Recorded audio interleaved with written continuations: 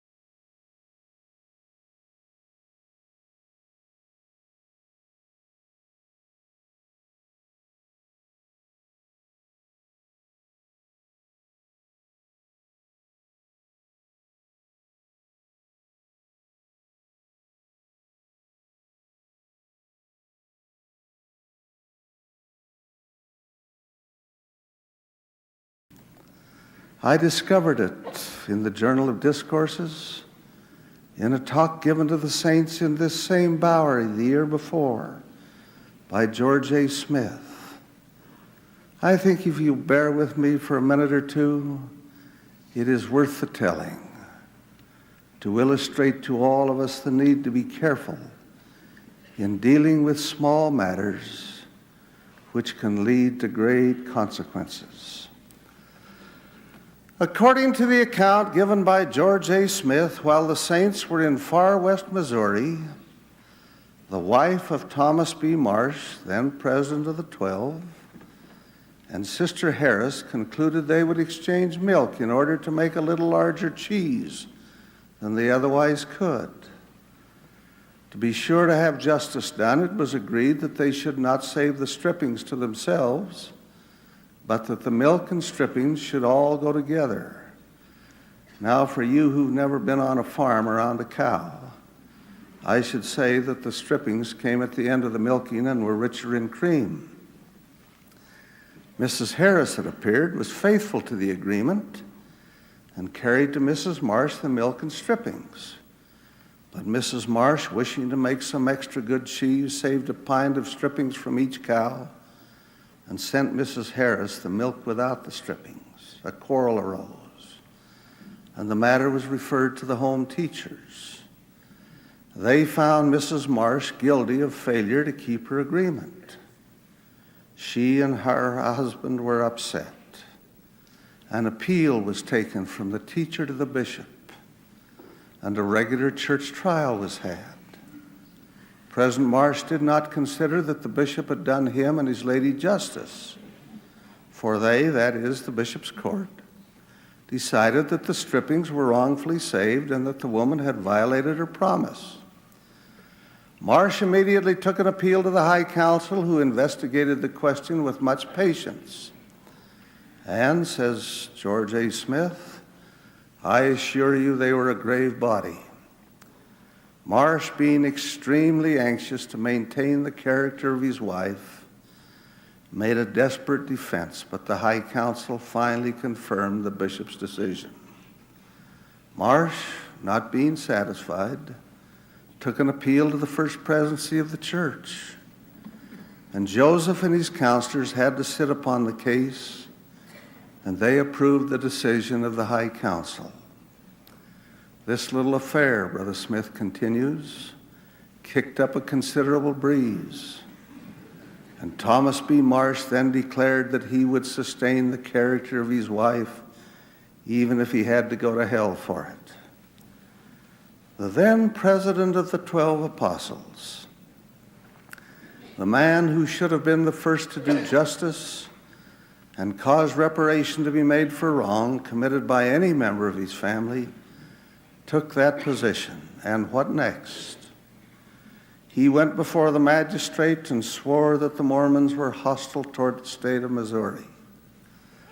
the affidavit brought from the government of Missouri an exterminating order, which drove some 15,000 saints from their homes and habitations, and some thousands perished through the suffering, the exposure consequent on this state of affairs.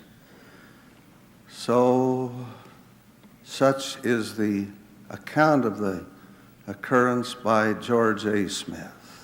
I believe most of us are familiar with the sad account of Thomas B. Marsh and his wife Elizabeth. Brother Marsh was one of the first modern-day apostles called after the church was restored to the earth. He eventually became president of the Quorum of the 12 Apostles. While the saints were in far west Missouri, Elizabeth Marsh, Thomas's wife, and her friend, Sister Harris, decided they would exchange milk in order to make more cheese than they otherwise could. To be certain all was done fairly, they agreed that they should not save what were called the strippings, but that the milk and strippings should all go together. Strippings came at the end of the milking and were richer in cream. Sister Harris was faithful to the agreement, but Sister Marsh, desiring to make some especially delicious cheese, saved a pint of strippings from each cow and sent Sister Harris the milk with no strippings. This caused the two women to quarrel. When they could not settle their differences, the matter was referred to the home teachers to settle. They found Elizabeth Marsh guilty of failure to keep her agreement. She and her husband were upset with the decision, and the matter was then referred to the bishop for a church trial. The bishop's court decided that the strippings were wrongfully saved, and that Sister Marsh had violated her covenant with Sister Harris. Thomas Marsh appealed to the High Council, and the men comprising this council confirmed the bishop's decision. He then appealed to the first presidency of the church. Joseph Smith and his counselors considered the case and upheld the decision of the High Council. Elder Thomas B. Marsh, who sided with his wife through all of this, became angrier with each successive decision. So angry, in fact, that he went before a magistrate and swore that the Mormons were hostile toward the state of Missouri. His affidavit led to, or at least was a factor, in Governor Lilburn Boggs' cruel extermination order, which resulted in over 15,000 saints being driven from their homes with all the terrible suffering and consequent death that followed. All of this occurred because of a disagreement over the exchange of milk and cream.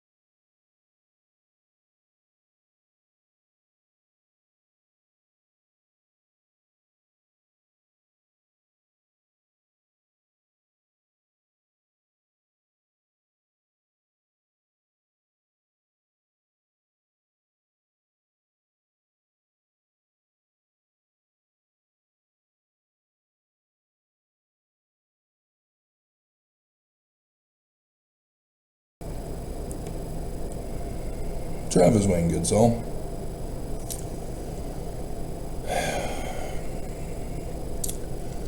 In Matthew chapter 7, starting in verse 15, which is also in the Book of Mormon, 3rd Nephi chapter 14, starting in verse 15, talks about how to identify whether the words of prophets are true or false.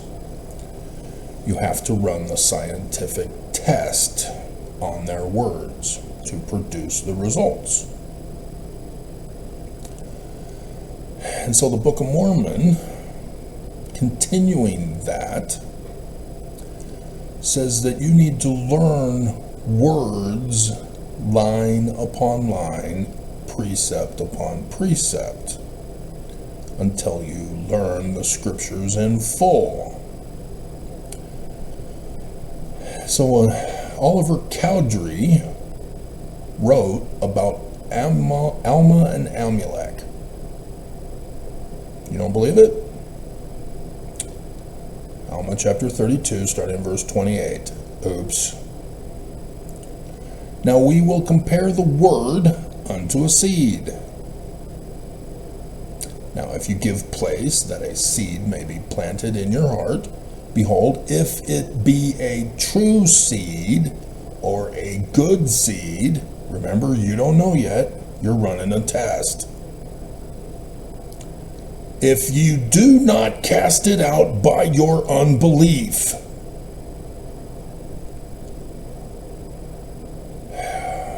that you will resist the Spirit of the Lord. You don't know yet. You haven't run the test. But if it is a good and true seed, you're resisting the Spirit of the Lord if you reject it because you don't believe it. Hasty judgment. Rushing to a conclusion. False beliefs.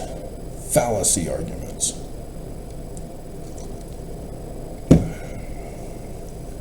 Do you reject truth because of your false beliefs?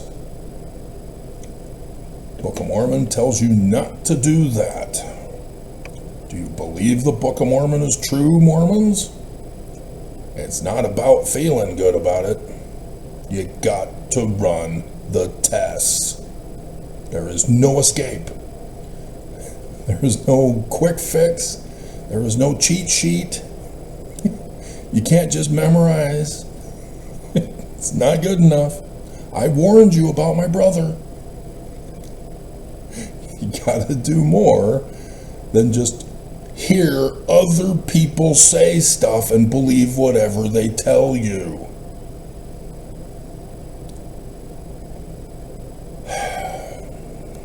Yesterday, on my Candace Owens exposes LDS Mormon church plot to assassinate Donald John Trump, President of the United States of America.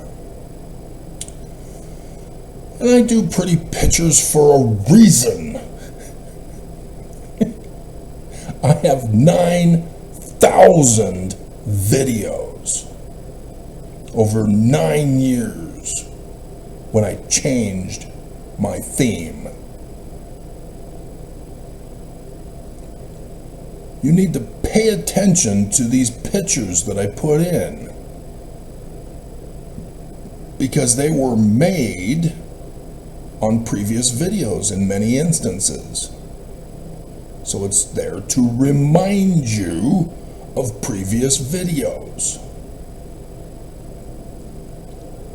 So I've got Danite cleansing of America. You kind of need to know the Danites. Nobody does. Yeah, we're going over it today. And I got more stuff.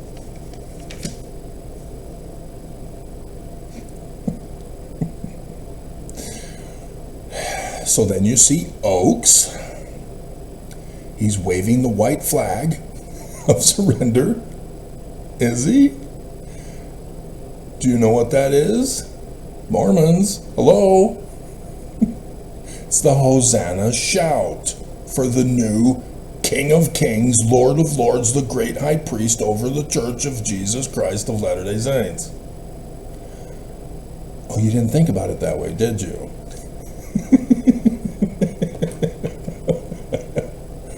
Jesus coming into Jerusalem triumphant, and then he's murdered.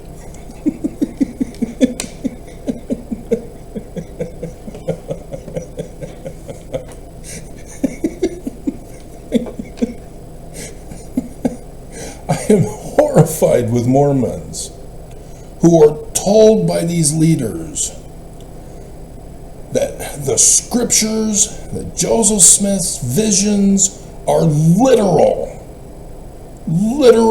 histories and physically true. The Book of Mormon is literal history and physically true. And so the apostates, what do they say? No, it's not. There are no cows in America. That came from England. As the one girl who replied on the Facebook post yesterday that I went over in my video. That's what she was referring to. The culture of England at the time. Cows in America.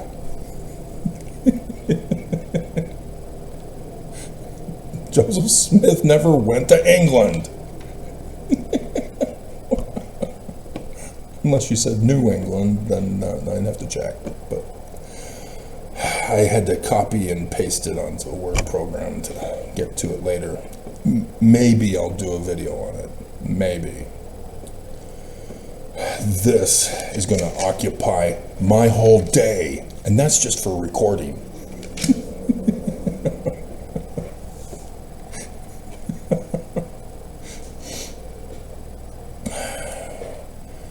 My white supremacist, born-again Christian peers loved to lie to other people and have those other people believe their lies and spread it. Because now there's a distance from them saying it. And so when eventually it comes back, and did you hear that such and such happened? They bust up laughing because they spread the lie. And now the lie became truth. They love token black men. They love token white women. They love token everything, pretending to be their friend and using them.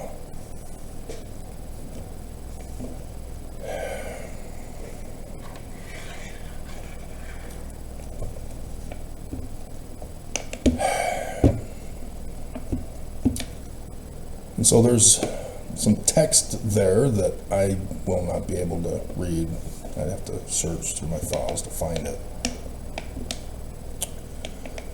But next to him in the middle is the Strengthening Church Members Committee motto by Oaks after firing and excommunicating September 6th.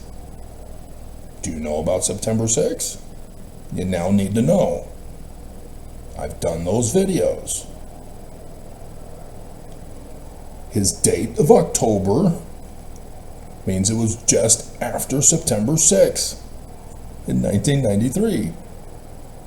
That is what he's talking about. He came out and said, we fired and excommunicated them without saying them. So that the rest of Mormons who are reading the Deseret News won't have a clue unless they heard it through the grapevine. Ooh, ooh, ooh, ooh, ooh.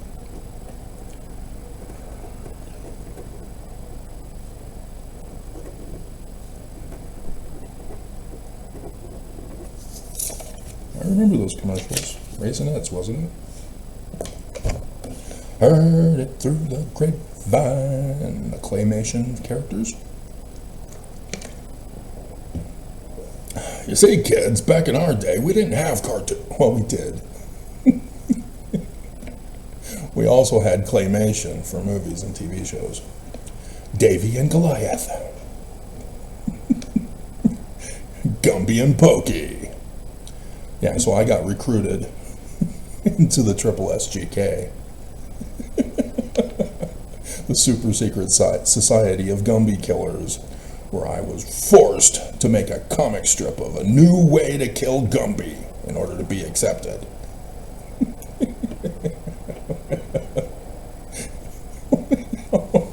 I don't know why Mason had such a thing about wanting to kill Gumby, but yeah, it wasn't a very impressive show. I really didn't watch that one. Davy and Goliath, yeah. Speed Racer, yeah. Those were the Sunday commercials or cartoons for child shows or whatever. Watching before church, when church was later in the day.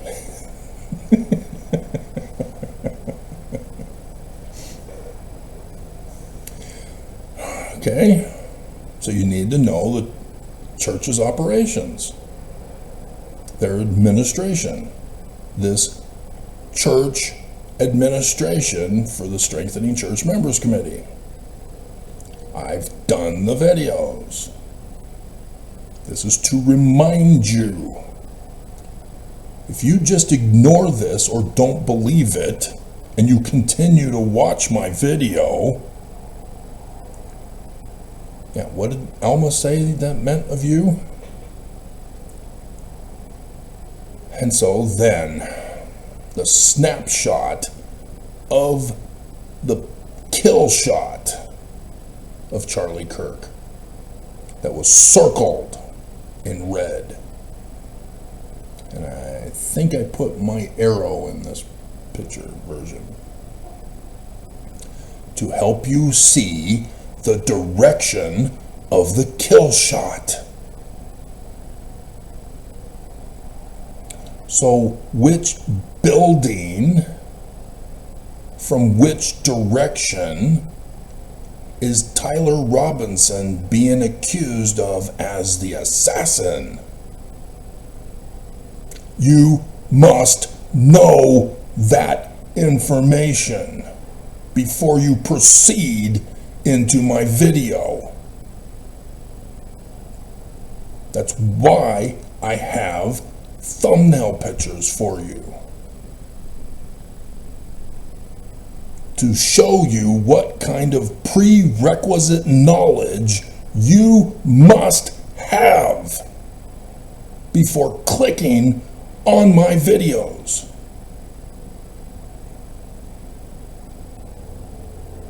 So if you click on my video, ignoring the pictures, and then I put extra pictures often at the beginning of my videos. Sometimes there's video clips. Those are also to help you with what you need to know in advance of my long, boring talk.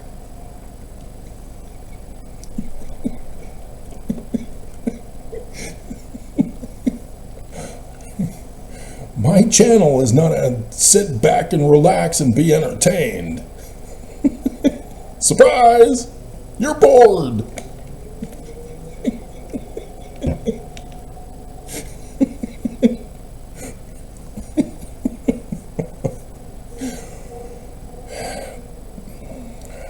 God. So, this may come as a shock to you guys. Candace Owens is a black woman.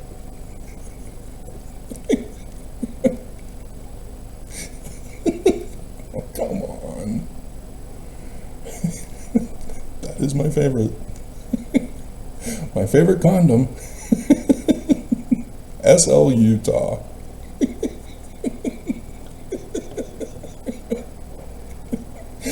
Brilliant. Governor Herbert. Oh, this is not funny, people. Yes, it is. It's hilarious.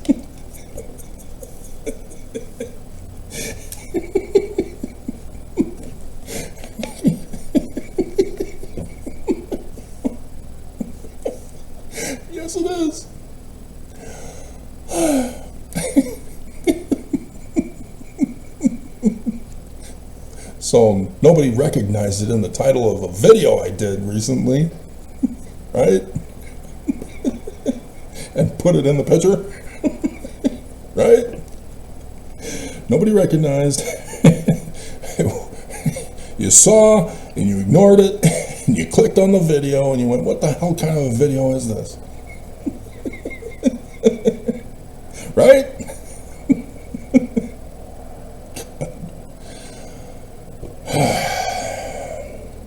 And so, yeah, not only lies, but hearsay has been a big plague in church history with September 6th. People hear things rather than doing the study and the research that the Book of Mormon told you to do. You hear the word, you got to produce the results. And so what are the words of the Church of Jesus Christ of Latter-day Saints? Well, I did it in the 5-hour video series on Oaks in his one 15-minute talk. 5 hours for his 15 minutes. That's how bigly he botched it.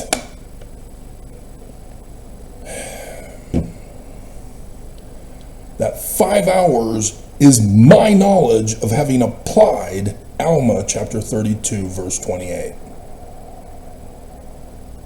I don't give a damn about hearsay. I don't listen to it. That is not included in this chronological historical list.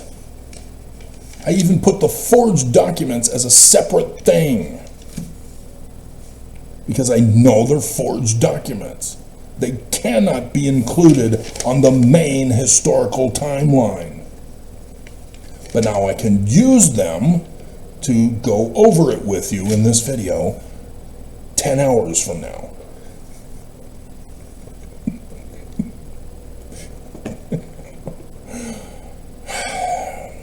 And it is sad that the church will not teach you how to learn how to learn.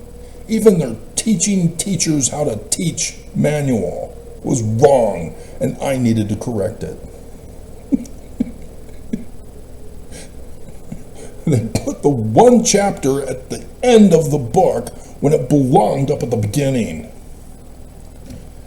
And so sure enough, in the beginning of class that I was teaching one Sunday, I'm teaching that precept in the later lesson. And one of the girls, you can't do that, you gotta read from the manual. Oh my God! No! Get out! You and your 6'7".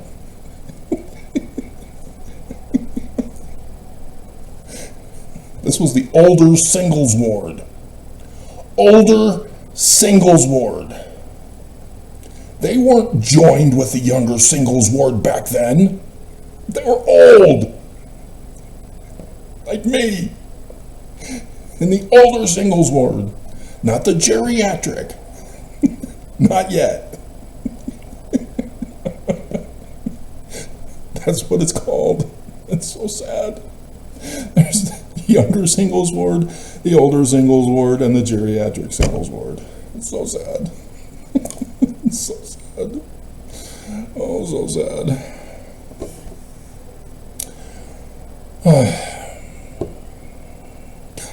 Anyway.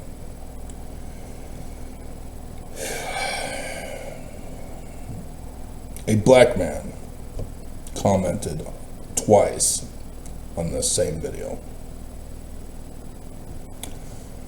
Unless he's a white guy with white guilt.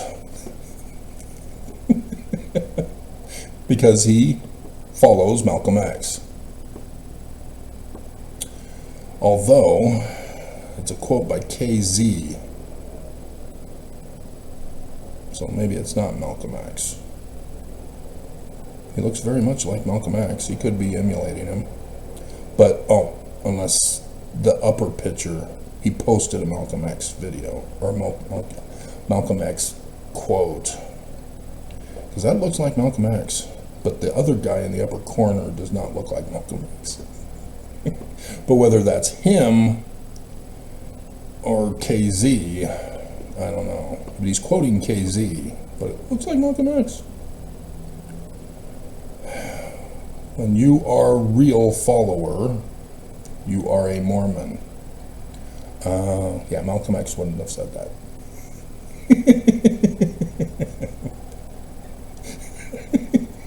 Let's find out if this KZ, well, the KZ obviously is not popular. He's a Mormon.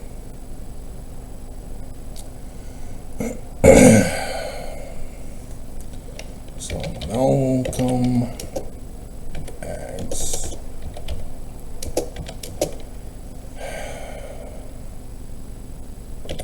talk on segregation. Yeah, he's got a comment here on YouTube. Malcolm X, segregation versus separation. Perfect. Way to go, Malcolm. Thank you. So we're going to include that with Heard It Through the Grapevine.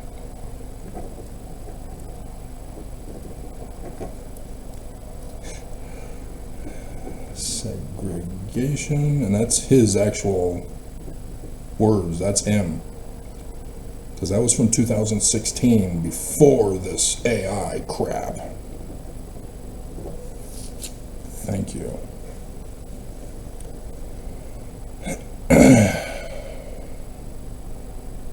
Forcing integration doesn't work.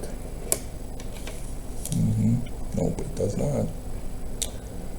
It does not. Because the whites don't like it. So, this is a Mormon, KZ. And he's got Malcolm X as his picture.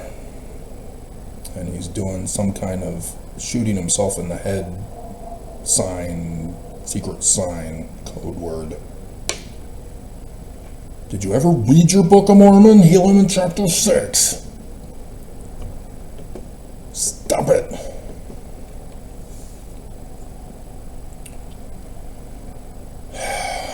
So, KZ, yeah, this is him. He did this short video, that's it, that he has on his title. So, yeah, he's same God, new covenant. It's a celebration and a call to gather Israel. Oh, are you the man like Moses? Do you have the authority to follow Jesus Christ as a covenant children of God? Oh, no, you're not the man like Moses. You're worshiping the false idol god that Moses told you not to worship. And his 10 commandments. Did you read it? And I'm horrified because he just joined August 31st, 2024. So he could be AI. Malcolm X's YouTube video about segregation versus separation? No. This guy? Maybe.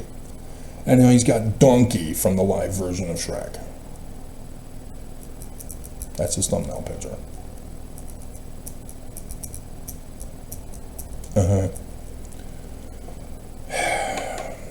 So here's his quote. Then we'll get to his comment. So as a black Mormon, he's the token Mormon. And you see how the Mormons did exactly what my childhood peers have done. Oh, it gets worse. When you are a real follower, you are a Mormon. Yeah, true. I've been trying to tell Mormons this. You are, you are a Jehovah Witness. You are Catholic. No. No. I don't believe that one. Because I know the difference between a Catholic and a Jehovah Witness. I know their origin that is shared, But they both broke off. They're no longer the same. But if you're trying to say that they're the same because they originated from the first creed of Christianity, okay. But you then go on to say, you are a Baptist, you, ... you are every essence of God. We are his children. Oh my God. So no, he is not referring to the first creed of Christianity. He is speaking falsehood. And having trouble with the English language.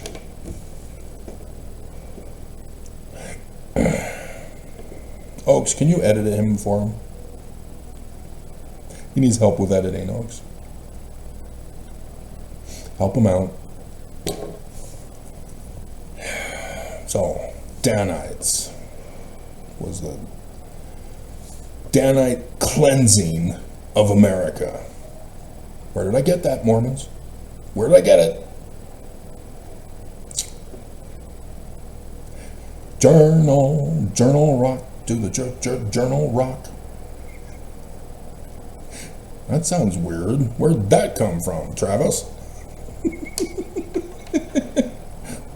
Maybe you know it by Mormon rap, do the Mormon rap.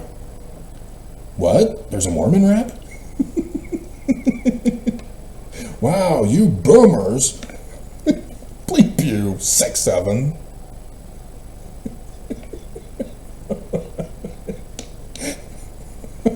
Joseph Smith Papers.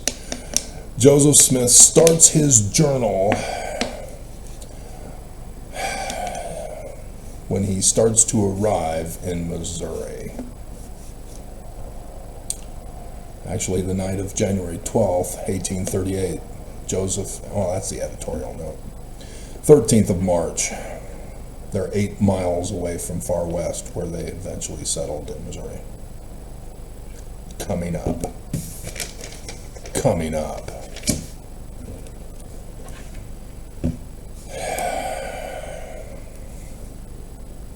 And this is why I've been putting in that other picture for you from this very journal that has dark ink rather than the light ink of Joseph Smith starting at the very beginning of March 13th. There's a reason. You need to know it. You can't just assume things. You don't know Mormonism, especially as young as you are. Dear God. And as a token black man, oh, how humiliating for you, and it's going to get worse. So the prerequisite knowledge comes from this journal.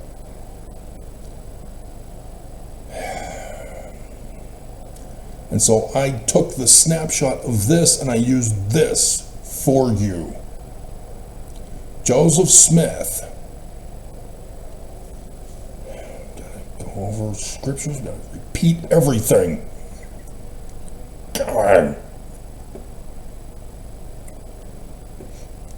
Section 107, verses 2 through 4. Apparently they're not teaching it anymore.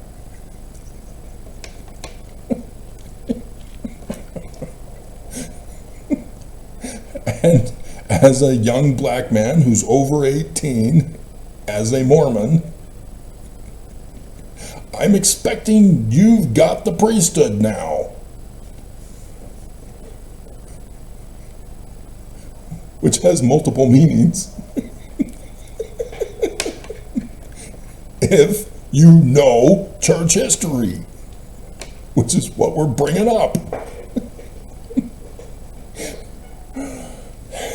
Why the first is called the Melchizedek priesthood is because Melchizedek was such a great high priest.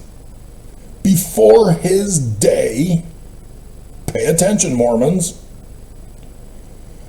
it was called the holy priesthood after the order of the Son of God. And in case you missed it in the 2.5 video part 2, it's the Order of Amen. Amen. They know it in the journal.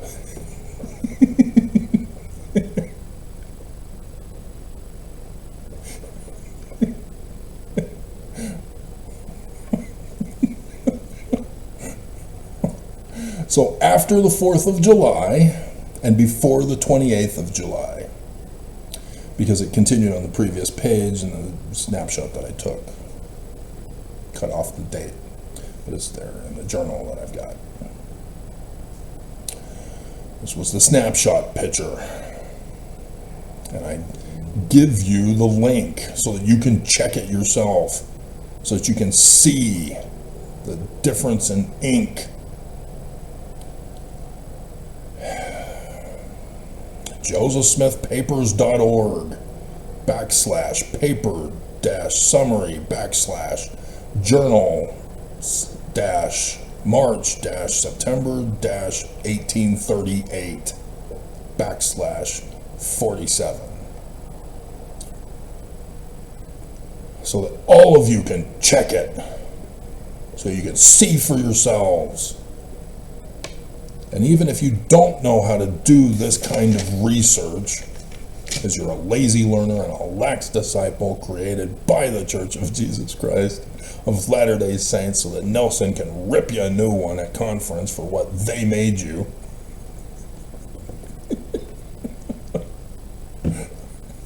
you still should know something's wrong.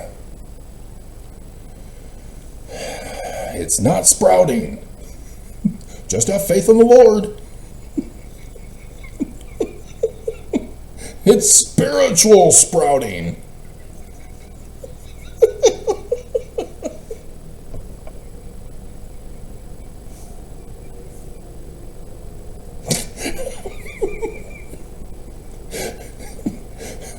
The physical is known spiritually, and the spiritual is physical.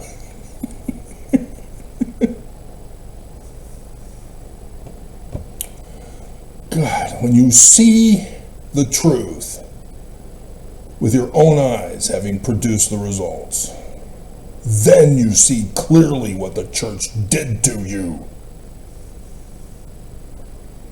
Thus far, according to the order of the Danites. That's not Joseph Smith's church.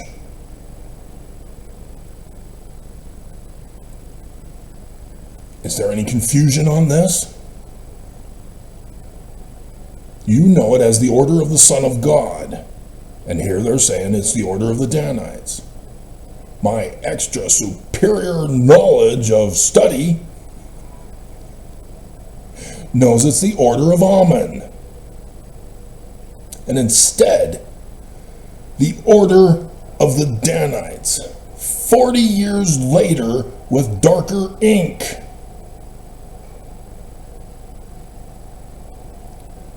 Put back into those pages with the faded ink. This is why they gave the dates the way they gave them.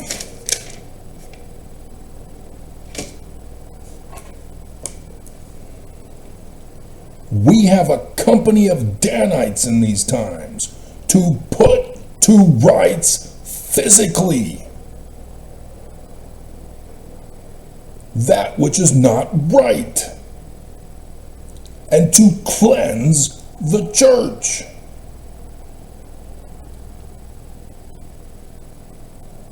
Wait till we get to Kirtland before these events.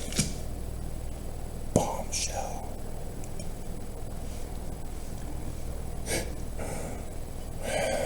Bombshell. See, I've done videos way back in the beginning as I was doing research on church history.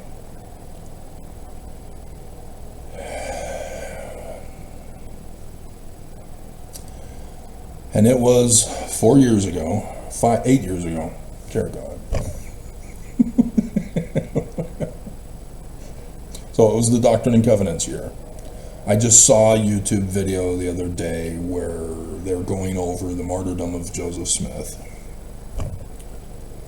And so it was either last week or 2 weeks ago or today. I don't know. I don't care anymore. Mormons are going their own way. They don't care to run the Book of Mormon test from Alma chapter 28. They don't care about linguistic science to know that it was Oliver Cowdery who wrote it. Mormons don't care. They have their belief and they enforce it physically upon other people. That's the order of Nehor, Alma chapter 1. Yeah, remember KZ? We're coming back. It's still on the screen to remind me. Oh yeah, we're talking about his comment.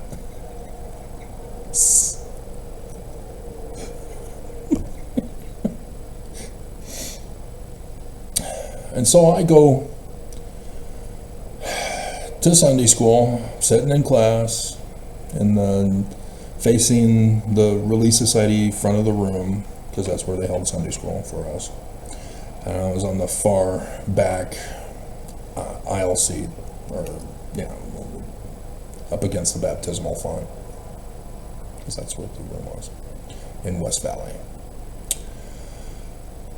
And my neighbor sits across in the middle aisle section, or one of the two middle aisles, probably the middle aisle, because there's always a problem with people trying to squeeze in during the middle of class or get out in the middle of class.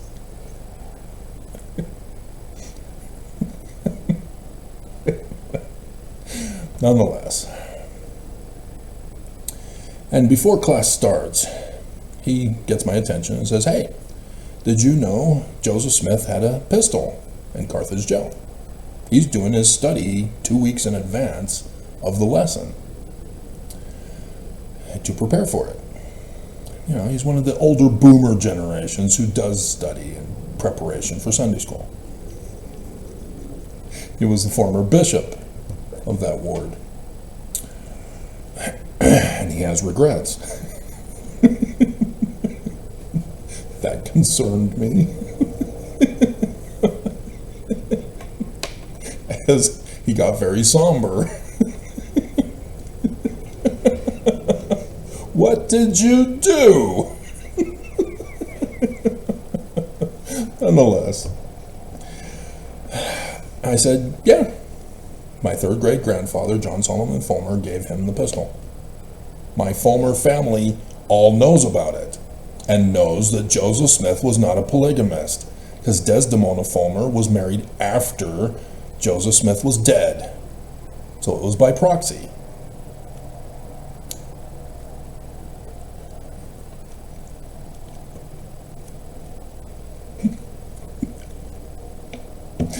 And now I've got his little black book confirming it. I ran the test, and even though it was a family hearsay, I was able to physically confirm the word of my family.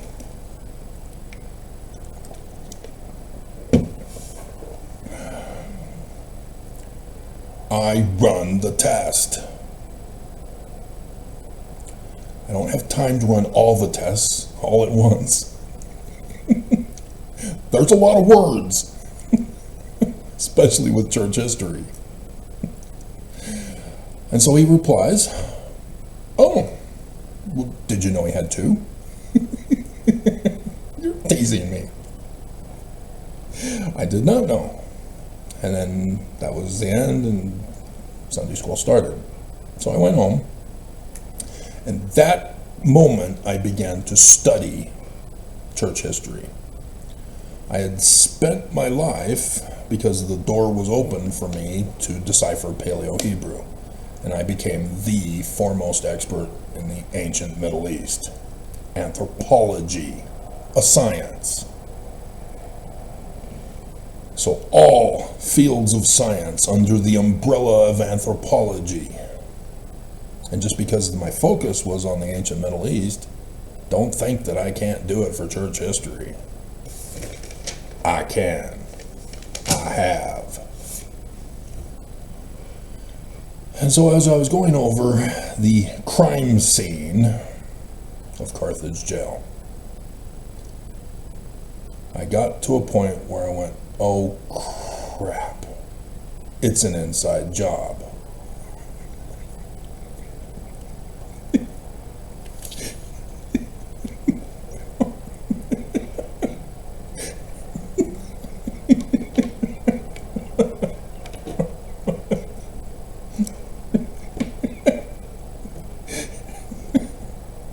Like Tyler Robinson.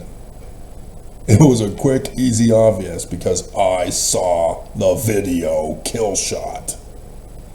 Not the fake news media that cut it off.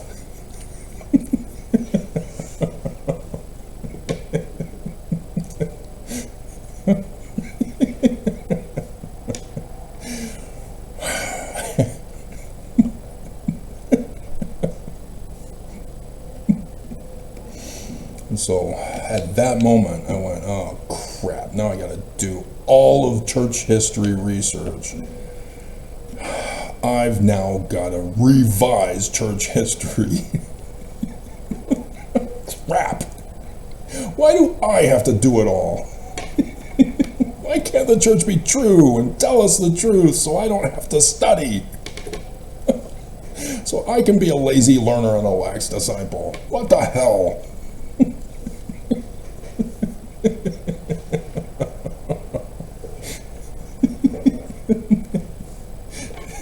And I had a Mormon comment years ago who claimed he was following me from the beginning, and yet he was clueless about how I could have lost my testimony. If you were watching me from the beginning, you know exactly why. That moment when I started doing videos about church history. And I was publishing my results.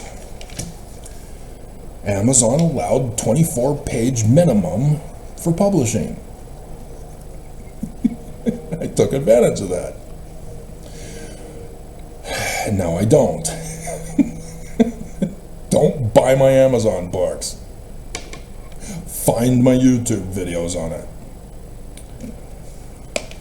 Because that's what ended up happening. Because I can turn this easily into a book, a full book. I've got enough information to do that now. The Danite War of 1838. I've got the whole scene.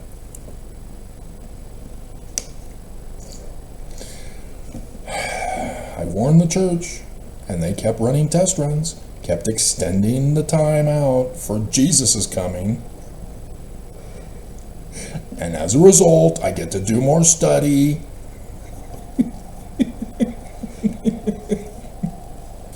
They never learn. They never learn.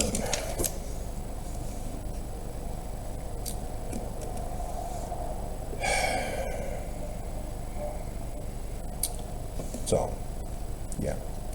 I only published up to 1829.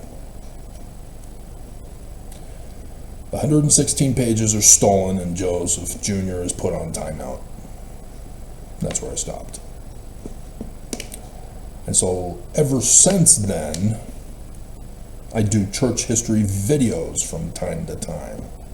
I just did one the other day, a 3-hour video.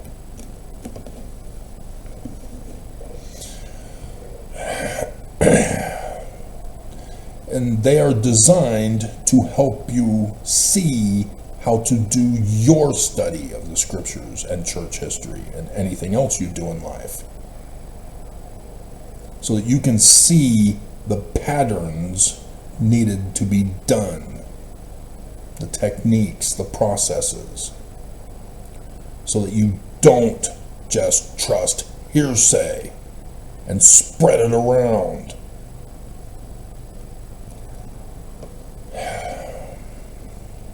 Because the other commenter I've heard others, it's not just that, it's many, who quote from other people. They heard from other people, and they go around and spread it around. The original people were never checked. And so now we don't know who the original people were. I do, Gerald and Sandra Tanner.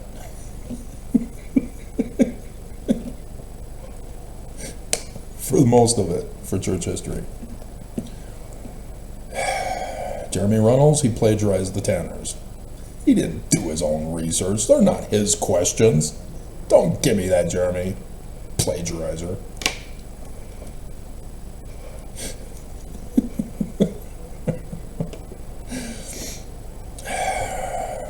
So yeah, when I tell you stuff in videos, when it's not a church history video, when I show you pictures, that is what I'm referring to.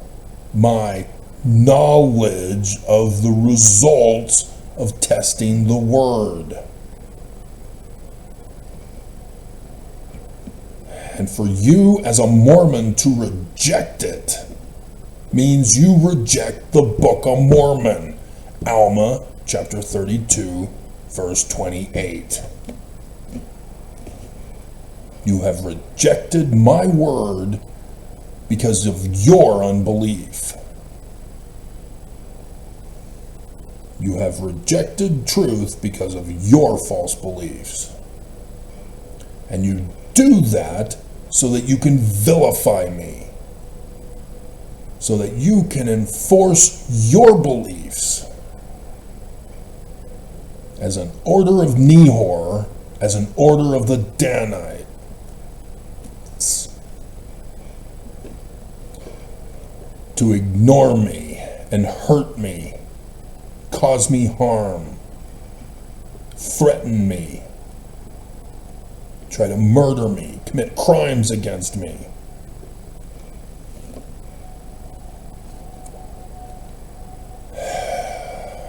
The order of Nehor is the order of the Danites.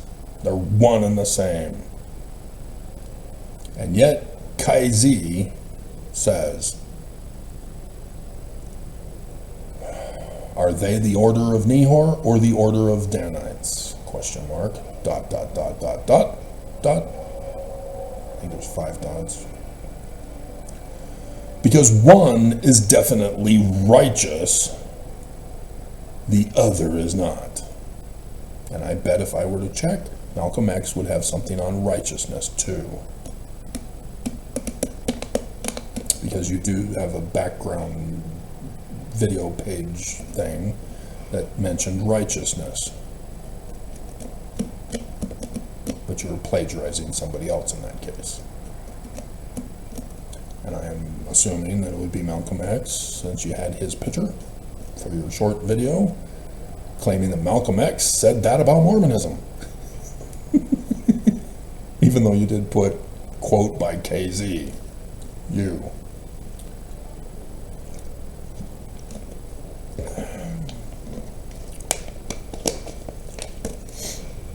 Was Malcolm X a Baptist?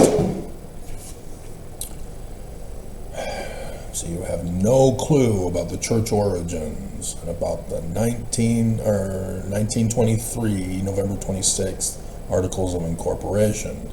Do you, KZ? He's gone. His second comment lost me. This one pissed me off.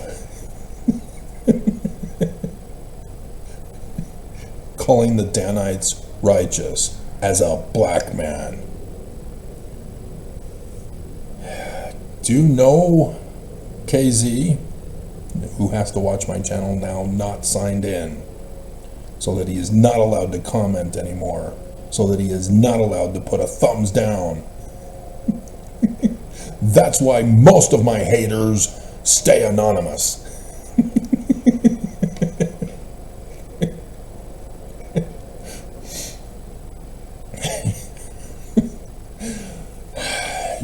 Some years ago, Kwaku Kwaku L, did a live streaming debate against 3 Mormons, ex-Mormons, former Mormons. I don't think any of them were excommunicated. So they're former, not ex. Excommunicated, exed. Different from relationships. You have an ex-girlfriend. There was no legal document. So yeah, she's also called a former girlfriend. But we don't usually use that in our culture. But for Mormonism, you need to specify. Are you excommunicated Mormon, or are you one who left on your own? Because you learned the truth of the lie. And didn't learn the truth of the truth. Because you didn't run the test. And in the debate, Kwaku gets himself humiliated by thinking that Troy was just a fictional story. Kwaku, can we interrupt for Kwaku? They found Troy. It's on the outer edge of Turkey. That's why the movie Troy was made, that you're referring to, with Brad Pitt. Did Bigfoot take it?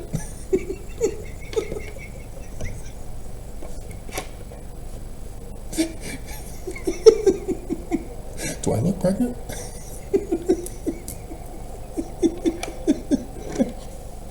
Helen of Troy. Yes, she was. And I'm not a blonde. I grew up as a redhead. That was my type. Redheads. You know, but redheads were rare, and so yeah, I had to settle for brunettes. I'm talking about as a kid, mind you.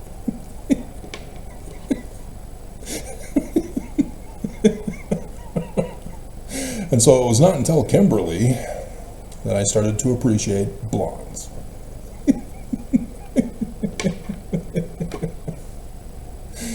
Not until Kimberly. And she left because of charity in the Book of Mormon.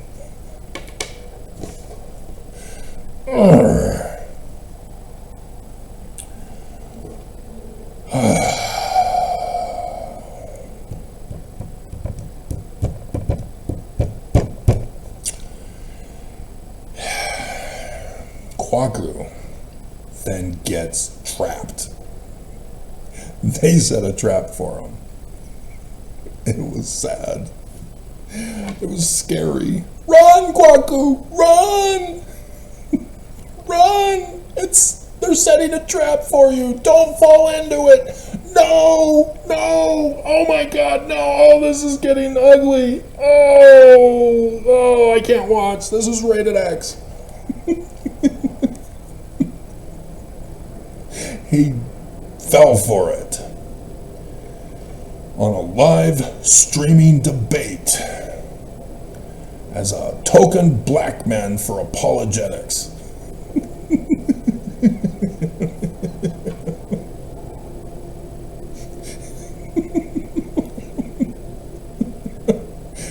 Still didn't have a clue. He walked right into the trap of the white man.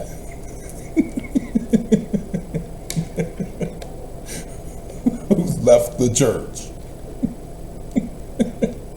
Who knew the answer in advance. And Kwaku didn't.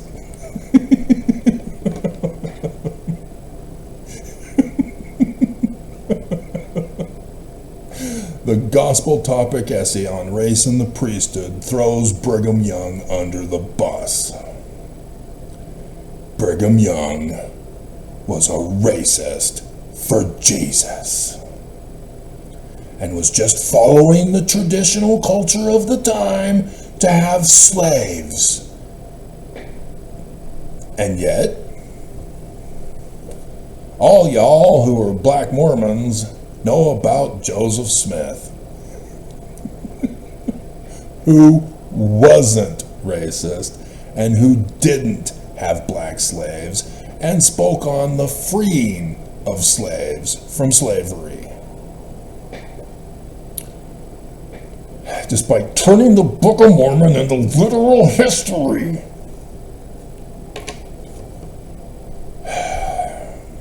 Nonetheless, breathe. That's how Brigham Young resolved it for you. Well, it's literal history. It's not Joseph. He's just translating by the gift and power of God. He's not to blame. Joseph had nothing to do with the composition of the Book of Mormon. He was a babysitter for the guy who was supposed to pay for the Book of Mormon. And he couldn't even do that. You are a failed babysitter, Joseph. Bad babysitter. You're in timeout for a whole year while we finish it.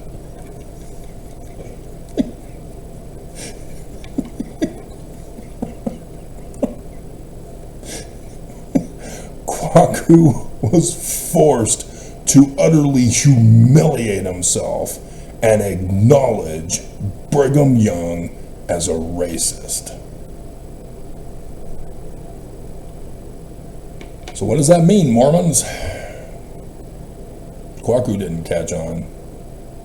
He went into hiding for years after, but I saw him emerge not too many months ago,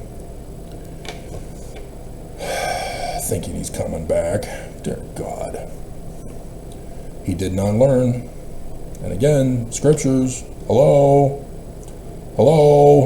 Matthew chapter 7, 3rd Nephi chapter 14, hello. Anybody? Christians know, even though they forget. But if you quote the scripture for them, then they go, yeah, it's true, because it's in the Bible.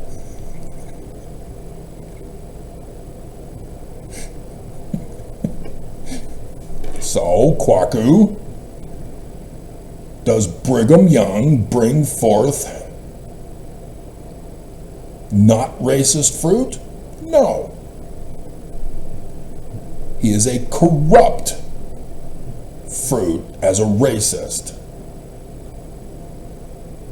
And Brigham Young brings forth evil fruit as a racist.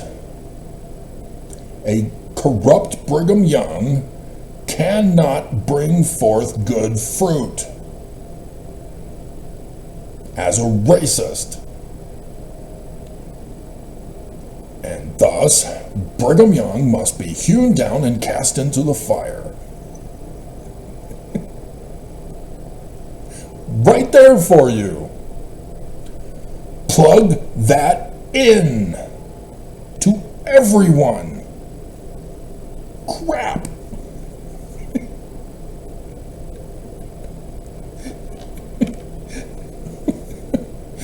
Yes, I now have a long list of names from church history that I could do church history videos on now.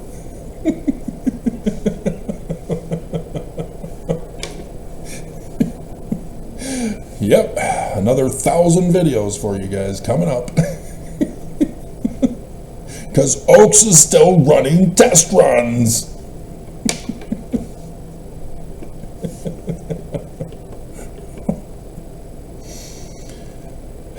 And so this is where he crossed the line in his other comment. Oh, you say all of this with a Jewish star in your finger.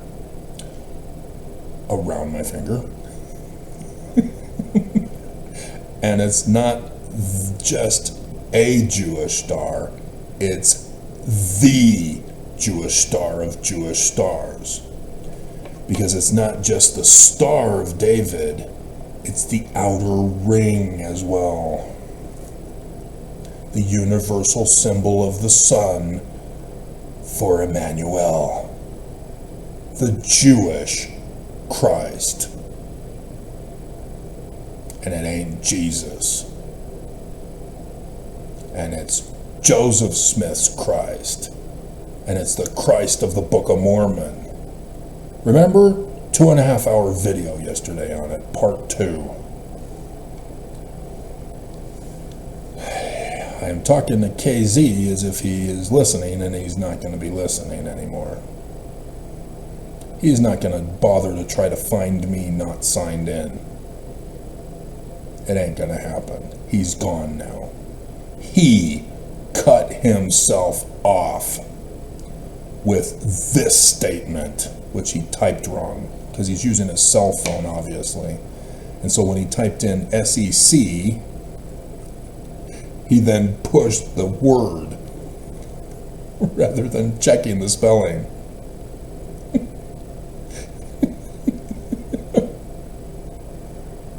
I definitely believe in second combinations, secret, and it's people like you.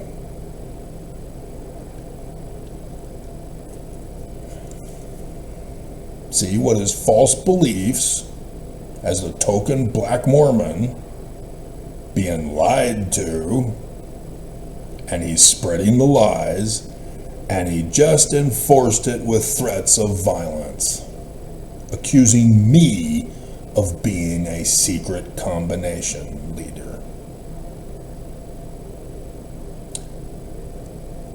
Do we need to go to the previous verses before verse 15?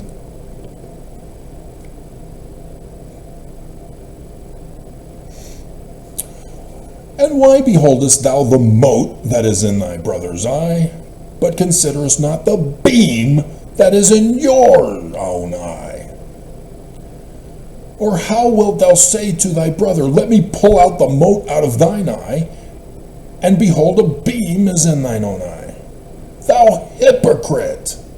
First cast out the beam from thine own eye, and then shalt thou see clearly to cast out the mote of thy brother's eye. Do you see how I did it versus what you did? Who has applied the scriptures to run the test, and who didn't? Brand new on YouTube? This is what Mormonism taught you, huh? And so then he thinks he knows God's word and gets it wrong. We don't need to worry about any of that.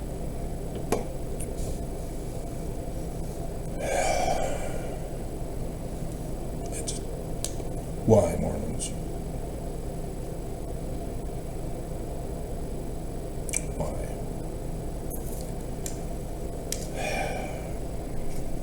So, yeah, that was surprising to me yesterday when I did my video. I wasn't expecting that. No scripts.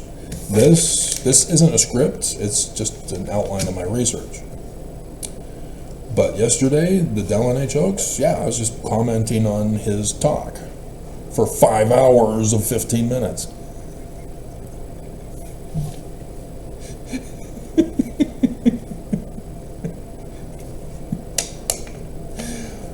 See, kayaks, it was kayaks, wasn't it? I took it off the screen. He doesn't understand. I don't judge by color. It's kind of hard to on YouTube. Everybody's digital and puts up different thumbnail pictures for who they are. You know, he put in the donkey from Shrek, so that I won't know who he actually is, unless that is him with the sunglasses in the short comment with Malcolm X's picture. See, I'm educated enough to know who Malcolm X is when I see him. And thank you for that for the video or the description below. We're going to put that quote in. Malcolm X is quotable.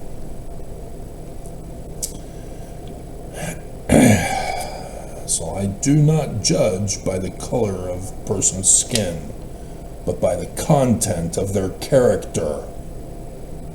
And every single black man knows who I'm quoting.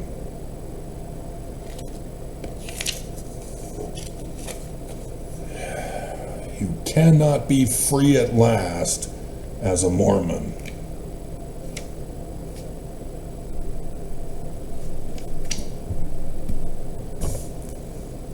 Also quotable. Iconically quotable. My bleeping mother. He had an affair from what I heard. Therefore, all of his words are false. But Billy Graham, a lot of the things he says is true.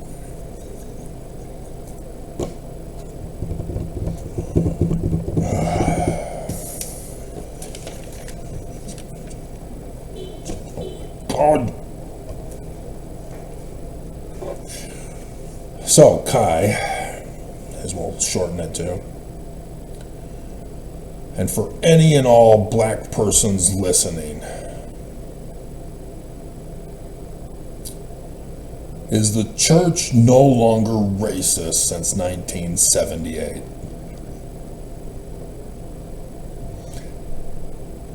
Remember? It's a trap! Run!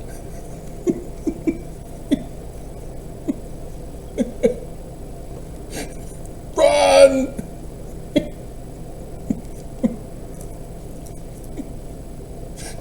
Run, Kwaku! Run! Run! No! Oh, that is gory! Oh, this is too graphic. I can't watch. But I have to watch. I can't turn away.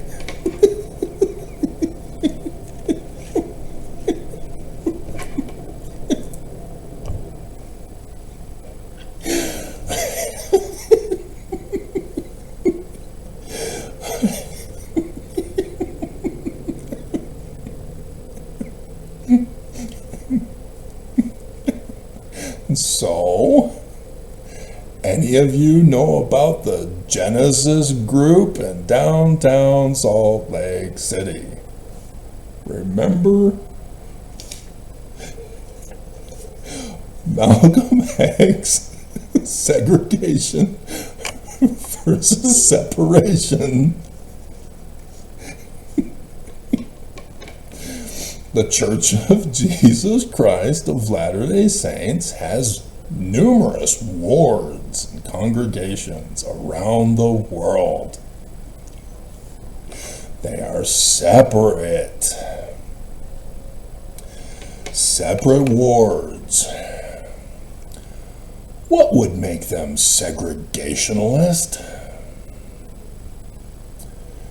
See, in the Utah Valley alone, there are branches and wards. There's the Spanish wards. Out in West Valley, we had the Spanish ward. Our stake president there had control over the Spanish ward. It was quite a large ward. And there's a Korean ward, and there's even some Polynesian wards. Going to the temples here in Utah, there were certain times when the session was for a certain language other than English. So if I wanted to go on that session, they gave me a headset to wear so that there would be somebody speaking English during the temple endowment session. Is that segregation or separation?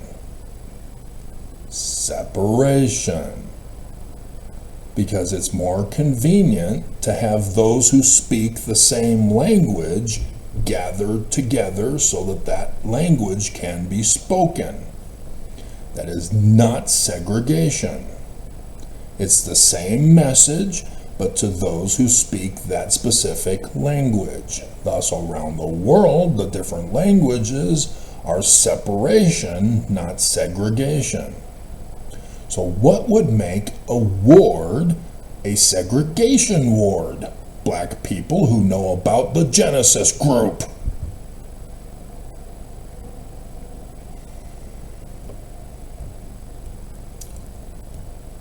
Oops, I told you to run. You didn't listen. I told you the horror stories in West Valley City.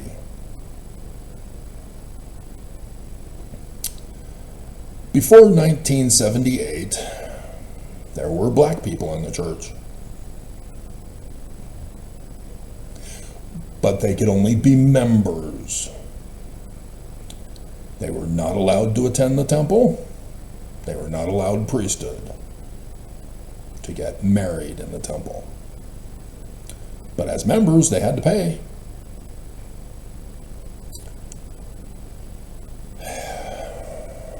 Then a group of them formed what's called the Genesis group.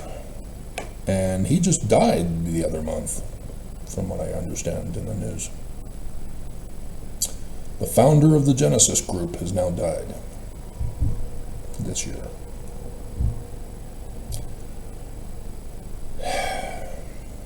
And so members of the church who are in a racist church, segregating blacks from the priesthood and the temple, telling them they're fence sitters in the premortal council of heaven for their indecisiveness as who to follow, Lucifer or Jesus.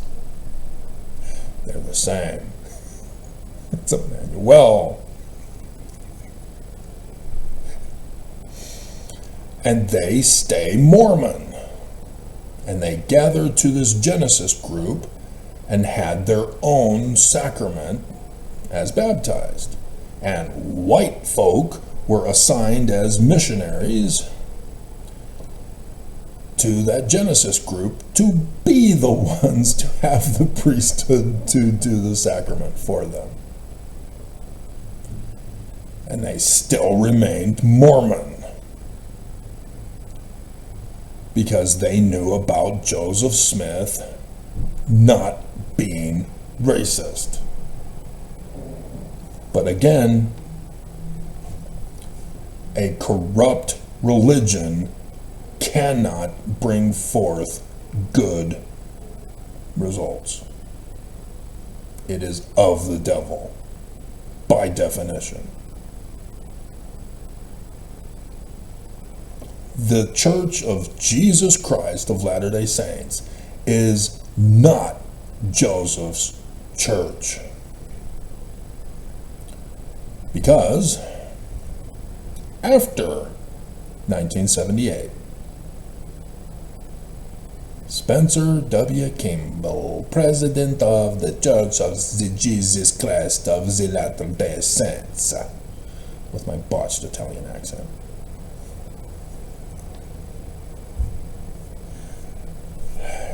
Kimballs are obviously British, aren't they? Everybody's British, aren't they?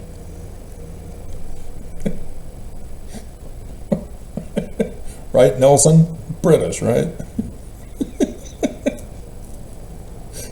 And Monson? British.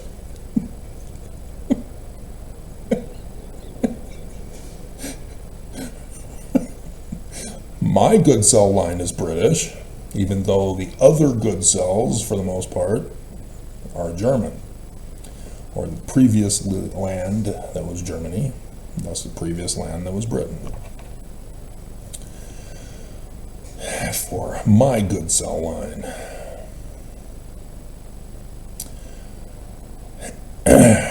They turned it into an official ward. It's got an official number for the records, and it's called the Genesis Ward, I believe.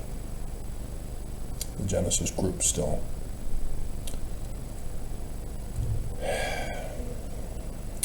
This is a segregated ward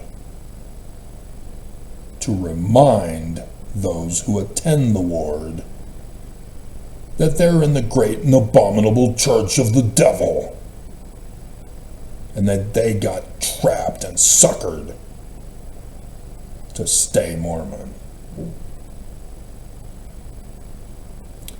Mia Love showed Trump no love, as she needed to go back to the bleep hole country where she didn't, well, it was her parents, wasn't it? Or was it her grandparents? She's dead now of cancer.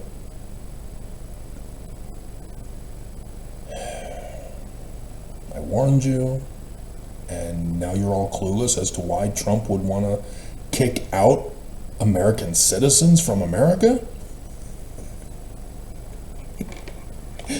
Why is he doing this?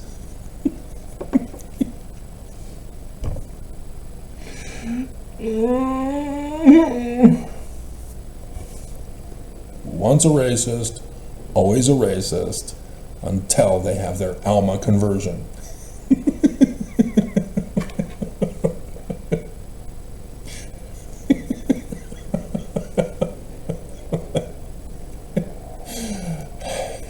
And that's a whole new reprogramming of the brain, so that your seeds are no longer racist. That is repentance.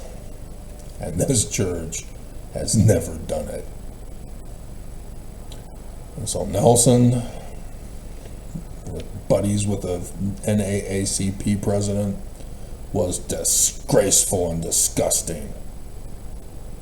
And I'm a white guy with only one family line to West African black slaves in North Carolina. And I knew it was wrong. And nobody else did. And then, oh dear God, the college in Georgia, where the church paid them to give Nelson the Great Black Man Award.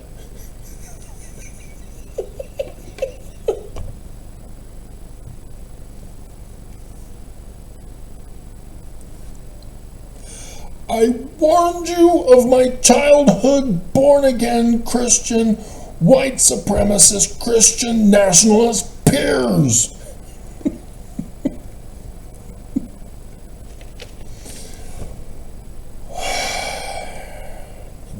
Didn't believe.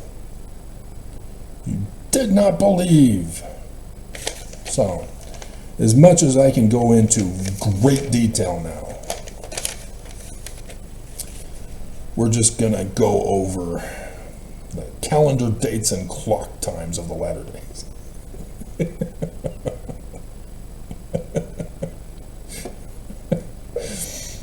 We're just gonna go over a summary of it.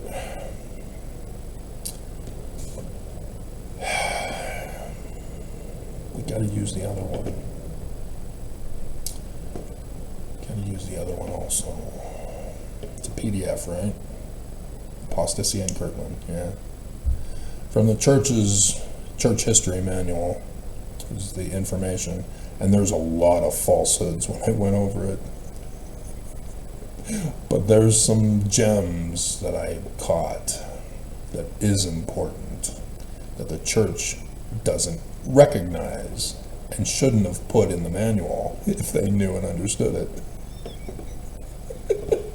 It's these things that I catch because I do real history research. Okay, so Kirtland Safety Society is where we will start. In 1837, Joseph Smith was trying to get the township established, and as is common in the United States, new townships are rejected from getting a bank for their town. They've got to establish themselves first. They got to show that they can exist for longer than a period of time before a bank will trust them to have a bank in their township. And so what a lot of American cities and townships had to do was form their own bank. And so Joseph established the Kirtland Safety Society. Now, as you read in section 42, he talks about the storehouse for every single ward in the church. In these early beginnings, I was quite surprised. There were 300 on top of the 500. So there was about 1,000 members of the church in Kirtland by 1837, according to the numbers that I was getting. And so that's really kind of small, technically.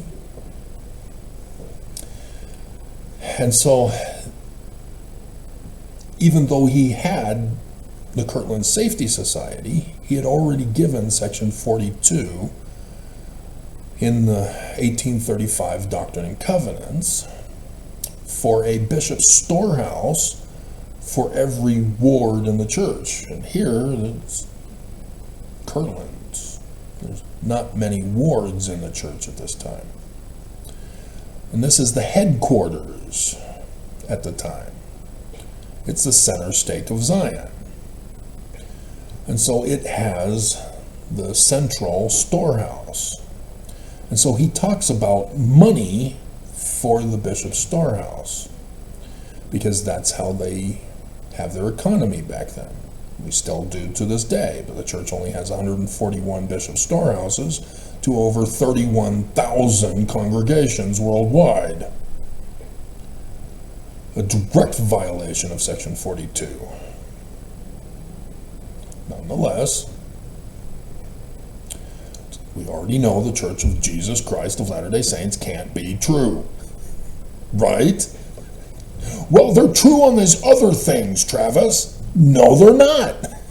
A corrupt tree cannot produce good fruit. It can't be done. We ran the test. We don't need to run other tests. You now know the Church of Jesus Christ of Latter-day Saints is false. It's not Joseph's church. Now we got to run the test for Joseph. Well, he said he used a rock and a hat. No, this church said he used a rock and a hat. Hearsay. Don't believe it. Well, there were girls who wrote in their journal saying Joseph Smith raped them and was married to them. No!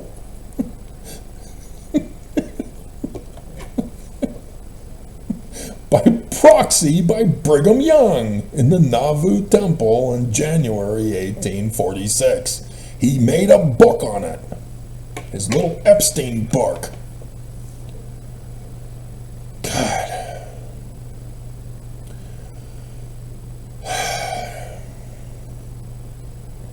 So,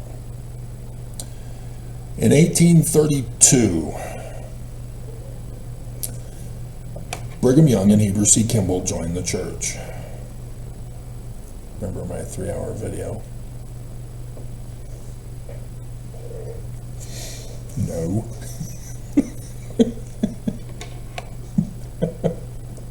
I made a new pretty picture with Heber C. Kimball from the Wikipedia page.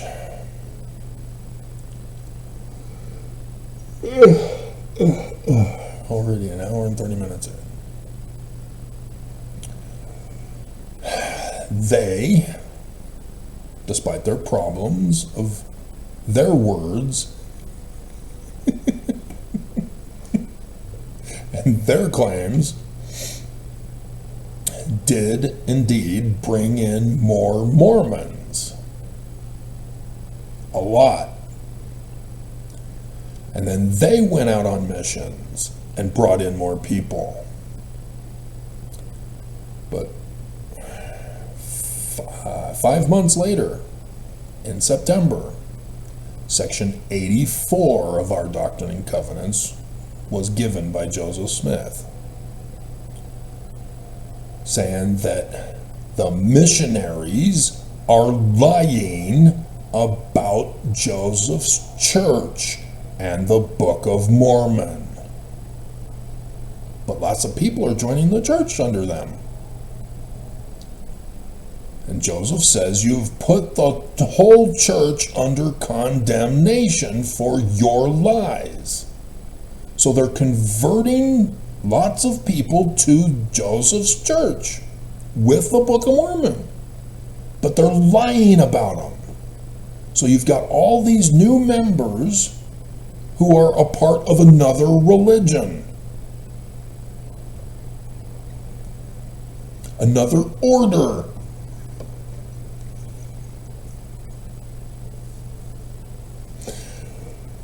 And in December, they're still not listening to Joseph. And so then he calls them apostates, using wheat and tares in section 86. Benson only talked about the bad missionaries in section 84.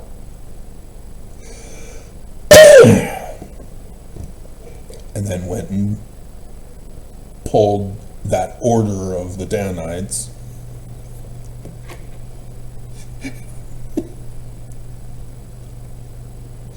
as to who they were bringing into the church.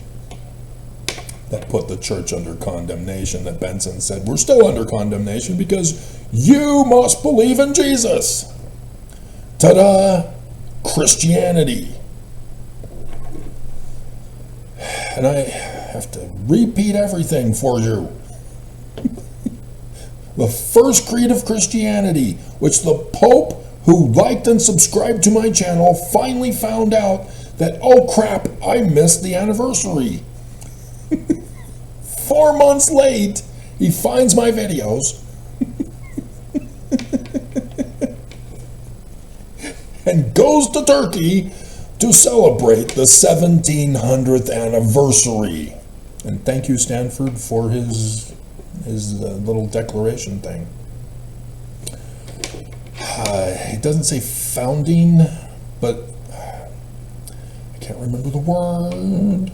I think I took a picture of it. I think. Maybe not. Maybe, no, that's... oh, I didn't.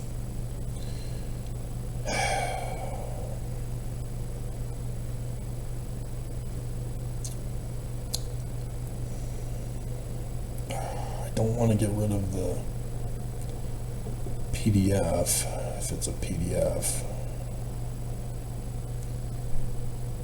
Document, is that it? I think that's it. Crap, it's a PDF. We could do this though. Live! Hoping the camera won't freeze on me through this process.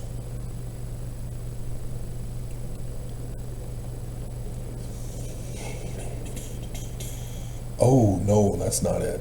Oops. That's not it.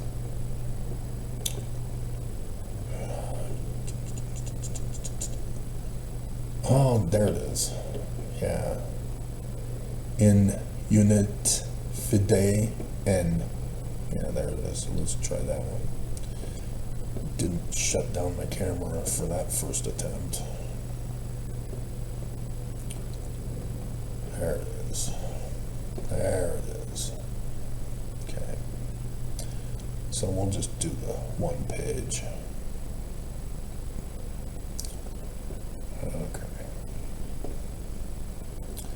So now we can bring it up in a picture.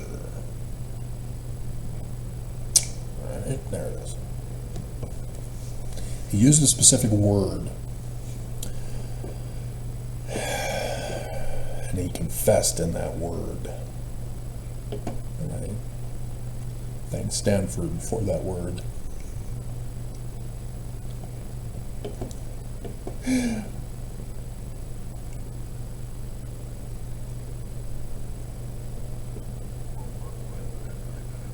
Yeah.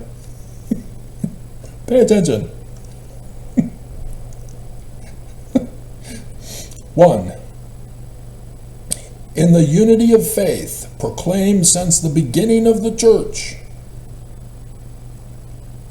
Christians have been called to walk in harmony, guarding and transmitting the gift they have received with love and joy. This is expressed in the words of the Creed. I believe in one Lord Jesus Christ, the only begotten Son of God. ...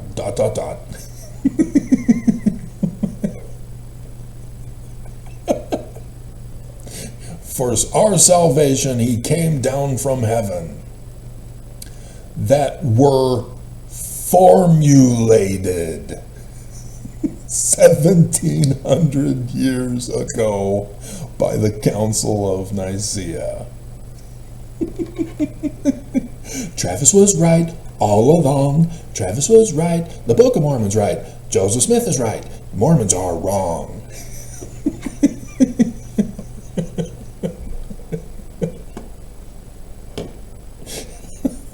The first ecumenical gathering in the history of Christianity. The Pope confesses they're false.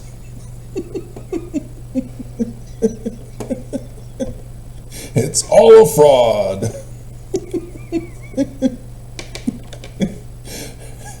Joseph Smith in the first vision. Christianity is all wrong, all abominable, and corrupt because of the first creed of Christianity.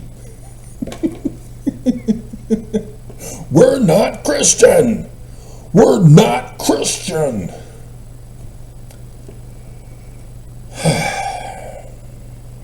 That's what Joseph Smith is upset with. He can't name the Church of Jesus Christ. Because it's not.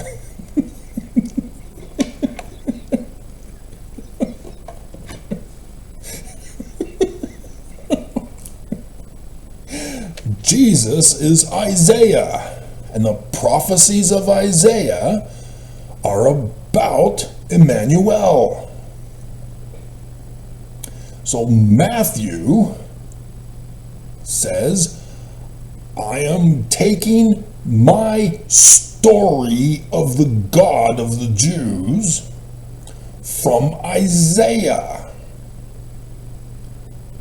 And he puts his quote of Emmanuel in chapter 1 and tells his Jewish audience, I am naming my character to avoid the too frequent repetition of the name Emmanuel as Jesus, Isaiah. Same name. It's not Jesus, it's Isaiah. And yet, the abomination of the first creed makes it Jesus. And they don't give a damn about correct translation. So they have no clue that it's Isaiah. They don't get it. That's why the Jewish author didn't put the name Isaiah, but he did for the quote.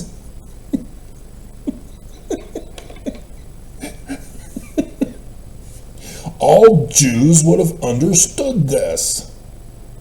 But Christianity comes along, turns it into literal history. It's then chosen as an approved book according to the First Creed and put in the Christian Bible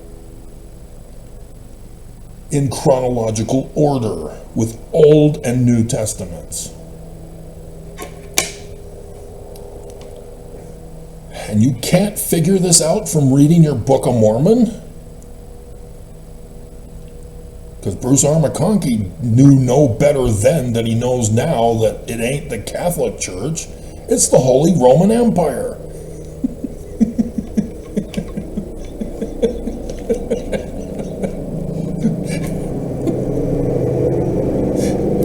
Now why would I word it that way, you young'uns? You 6-7ers?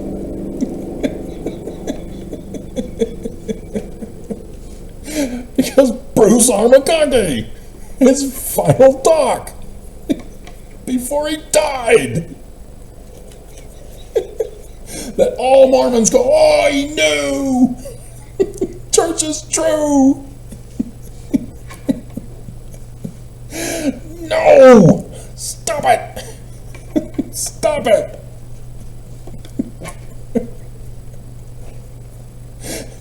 This would be a great Muppet show, by the way.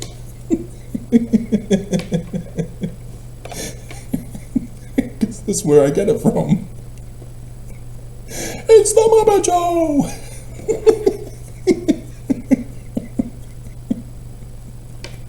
See, once you know my life, what I've exposed myself to, then you can understand me.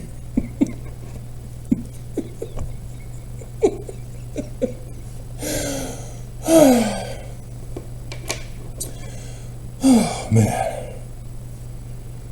All right. And so these group of men, and there's a name given to them, about them. I can't remember the standard of, it's from the Wikipedia page, article on it. I don't think it's from this church manual page, chapter. But they had a specific name for them.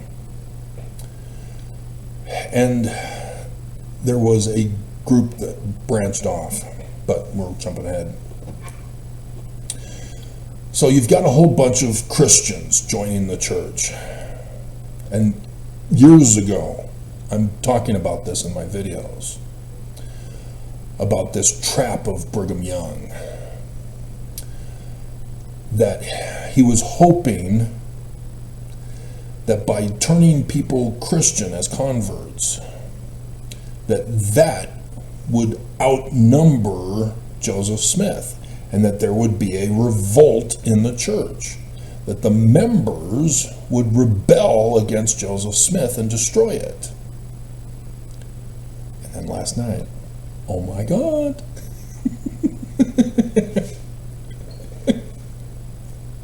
Oh my God.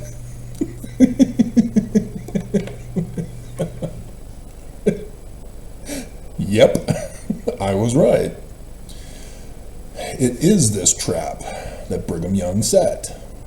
And the whole time, Brigham Young gets to step back and say, not me. I'm loyal to you, Joseph. And he's got a knife behind his back to stab Joseph Smith in the back with. Exactly.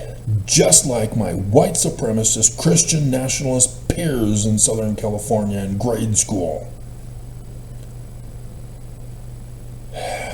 Lying to other people and then getting them to go around and spread the lies.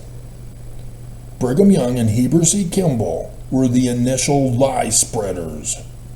Technically the Indiana crew, but I did that video.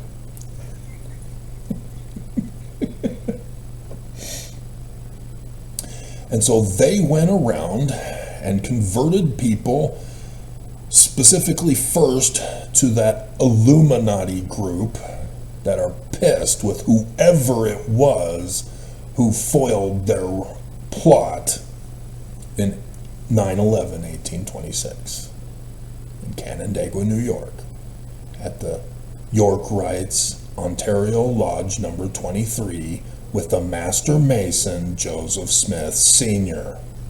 They wanted revenge on whoever got William Morgan out of the country.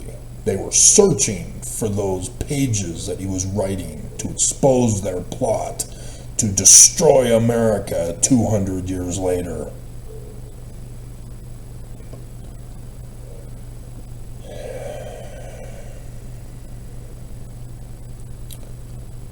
And it's the Book of Mormon.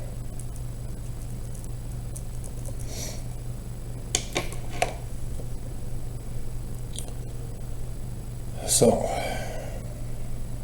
Kirtland It was about 1,000, according to the numbers.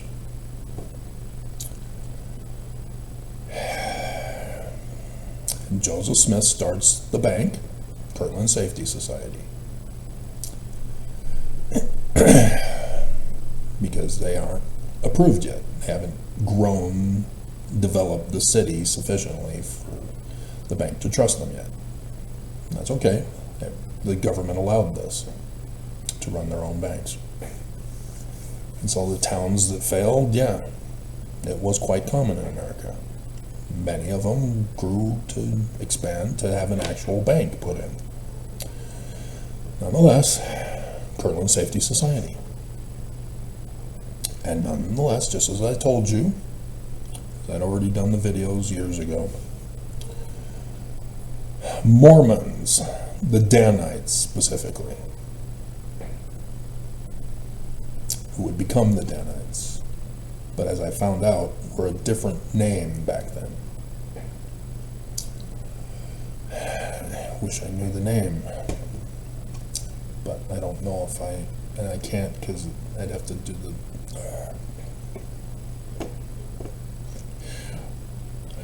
the same thing I did with the Pope.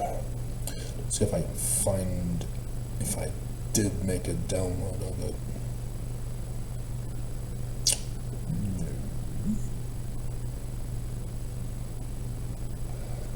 Put it in here.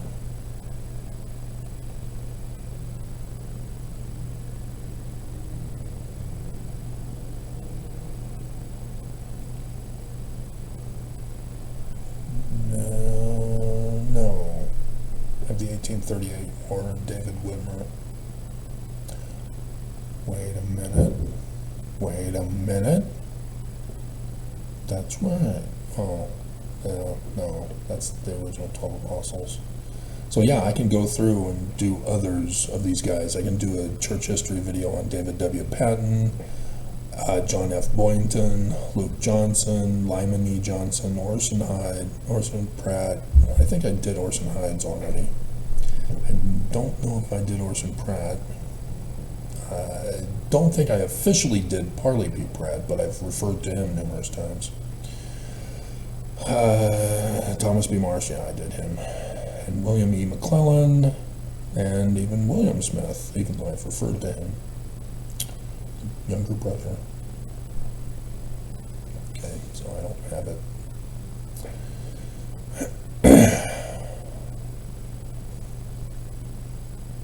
Oh, yeah, we got to get you up on the screen here.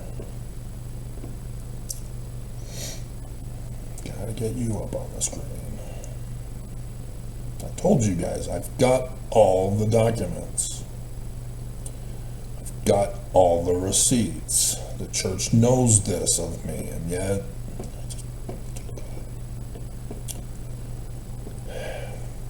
so when I tell you that there are Danites among us, I know what I'm talking about.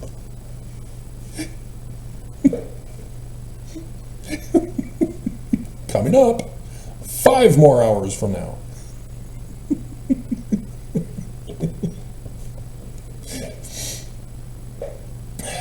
So Brigham Young and Heber C. Kimball have already spread the tares in the church, as other missionaries are doing it for them now. They brought in the initial group, and then they went out and brought in more who were not a part of this Illuminati, that are pissed and want revenge on whoever did it. And guess what? Brigham Young and Heber C. Kimball found out. That's why they joined. That's why they converted other people. Specifically the guys who wanted revenge on whoever caused 9/11/1826. They found them. This is the whole coup plot. This is the revenge. This is the enemy of mankind.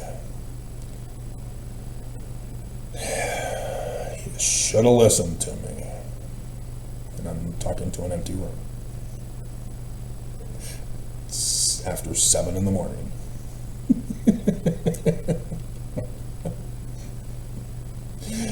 And so this group of Christians who are sabotaging Joseph Smith take out loans and don't pay them back.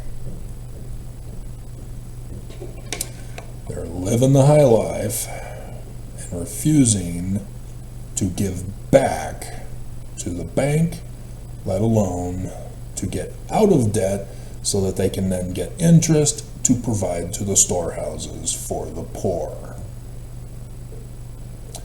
They collapsed the Kirtland Safety Society.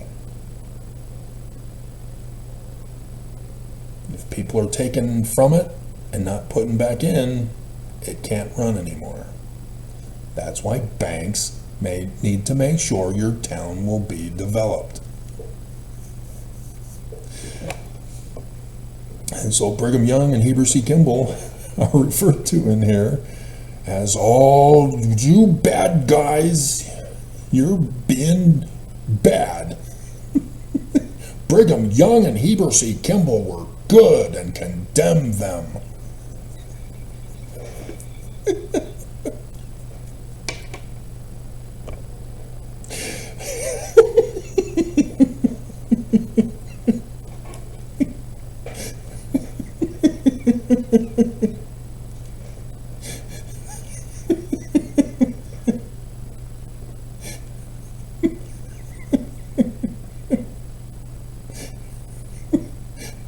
Brigham Young, Heber C. Kimball, and other faithful members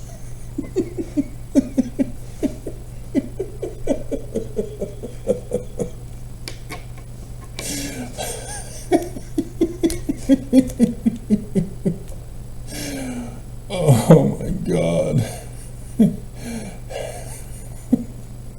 Brigham Young stood up after listening to the arguments against Joseph and testified, Joseph was a prophet, and I knew it.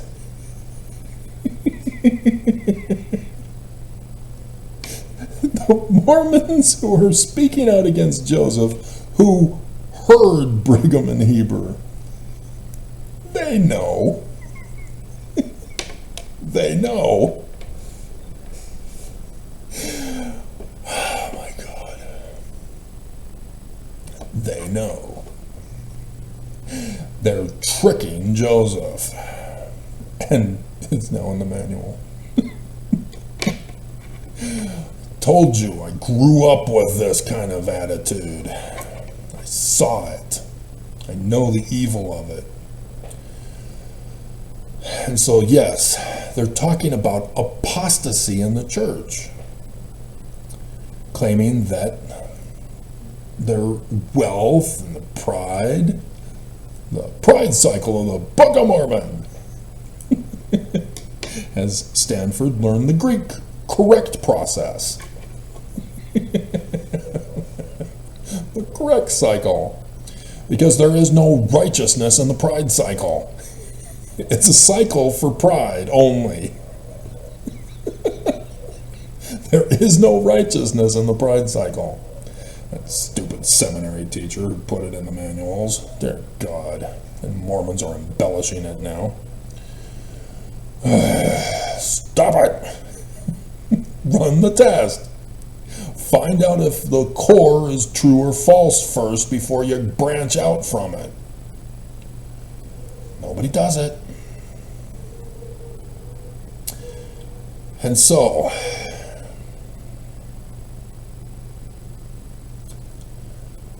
there are many in the church who believe the Book of Mormon differently. And they were backbiting against Joseph in the spring and summer of 1837. They didn't want to listen to Joseph Smith.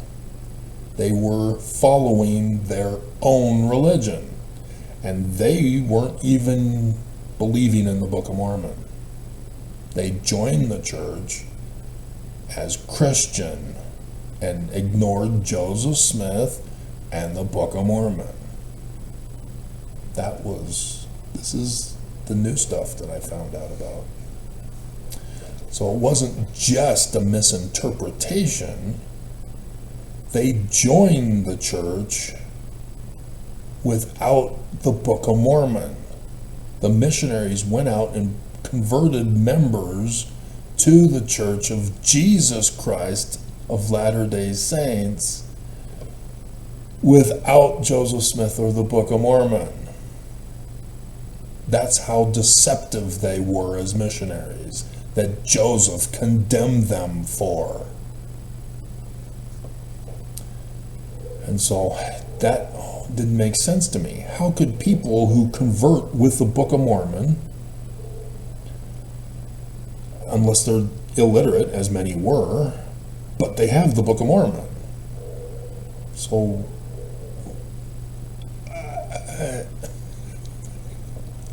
if you can't read it, why did you buy it?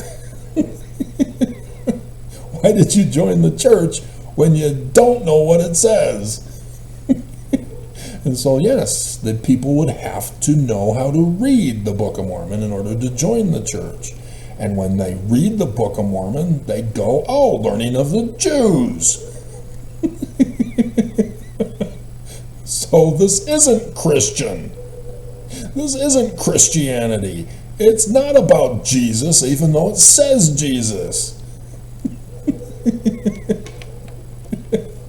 And so today's Mormon are literate to a certain degree. As missionaries are going out around the world still. And yet, converting people to the wrong church still. Benson said you're still under condemnation.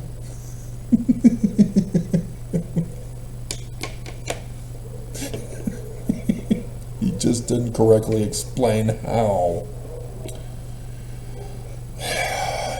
And so these Mormons were not Mormons, they were Christians. And they were forming a religious coup. They didn't believe Joseph Smith. They wanted nothing to do with the Book of Mormon. And that was Brigham Young's trap to destroy Joseph Smith's church. This was their first attempt. And it caused the apostasy. The Kirtland apostasy. Split the church in half. As you got a group of men. Do I have it? I don't have it listed here. This was only 1838. There were a group of Mormons who founded a separate Church of Christ. But it's Christian. No Book of Mormon. No Joseph Smith. They left the church and took 300 people with them.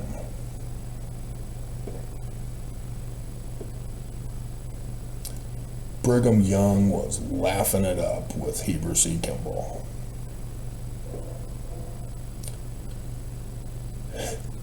Heber C. Kimball wanted his close friend and fellow apostle, Brigham Young, to be his companion to his mission in Great Britain. That Joseph Smith called him and only him without a companion. But the prophet needed Brigham to help with matters in troubled Kirtland. While Heber was being set apart for his mission,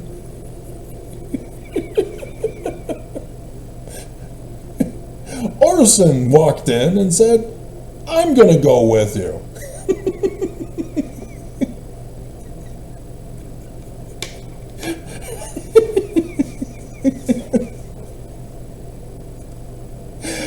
the people who write this believe this is true.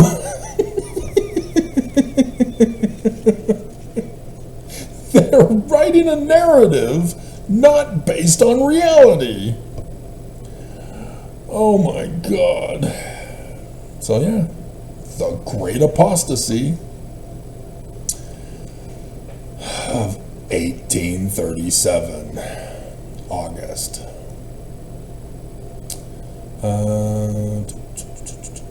Oh, no. Yeah, here it is. Warren Parrish, John F. Boynton, Luke Johnson, and 30 other leading citizens organized a group called the Old Standard, the Church of Christ. Christian, rejecting the Book of Mormon, rejecting the church's doctrines in the Doctrine and Covenants of 1835, thus rejecting Joseph Smith, discrediting Joseph Smith and the priesthood. They're now Christian. They were converted to Christianity. And the church says, hey, that's the Great Apostasy. Christianity. Roman Emperor Constantine started Christianity. It's the apostasy. It's not the death of Jesus and the apostles, because that was the first creed of Christianity that said there was a death of Jesus and the apostles. You can't go back in time when it didn't exist to claim it existed. And yet, that's exactly what the first creed did. So there it is, yeah. Good. And so, there was an assassination attempt by this Christian group to assassinate Joseph Smith and Sidney Rigdon. And they had to flee Missouri, or flee Kirtland for Missouri. That's why they left. It was not the lawsuits.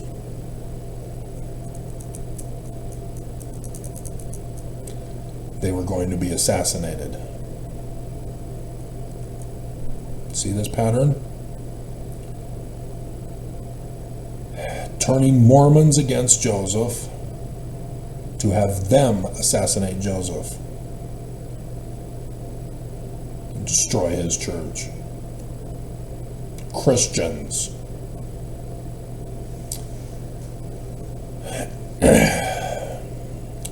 And so that's when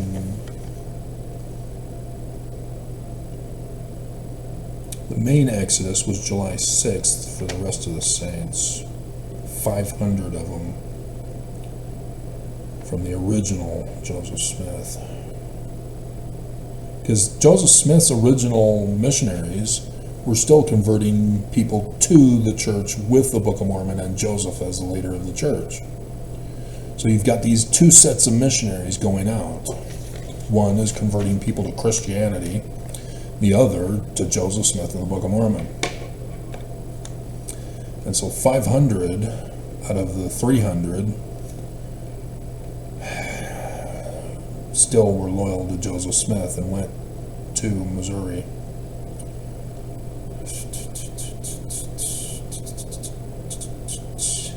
So where is it? Did I not put it down? Oh, here it is. January 12th, 1838. Joseph Smith and Sidney Rigdon leave Kirtland because of the assassination and then arrive March 13th, 1838. Far west Missouri. Okay. And so, in June, it's still further. No, that's okay. So Sidney Rigdon is in far west Missouri in June. But the Exodus wasn't until July. Or is that when you guys arrived? Let's see what they say here about the Kirtland camp.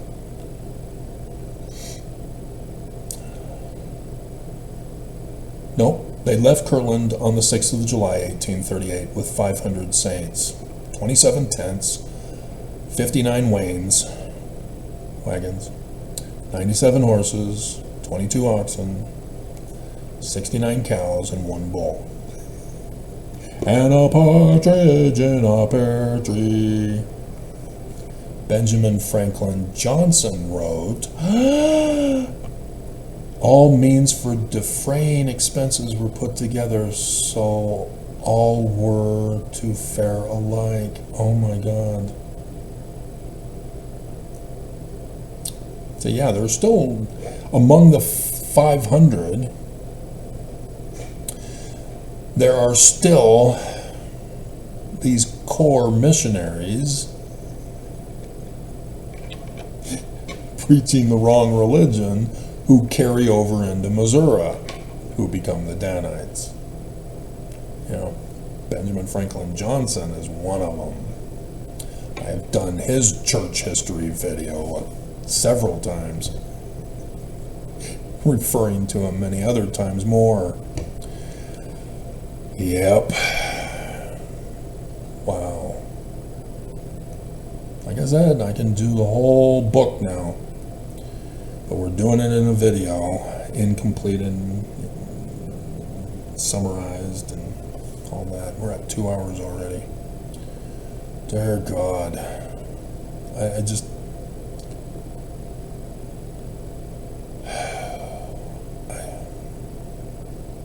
I still can't... I still can't fathom why Mormons would stay Mormon unless they knew who they were. And yeah.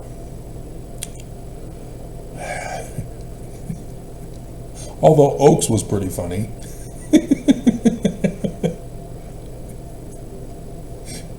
Are you a Mormon out of fear?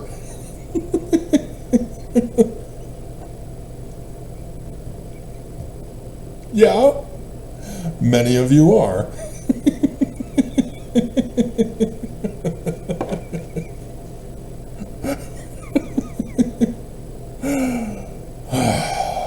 God, Kirtland Camp. It was a word of wisdom, and already their church is putting in here, their companies were encouraged to keep the commandments and observe the word of wisdom.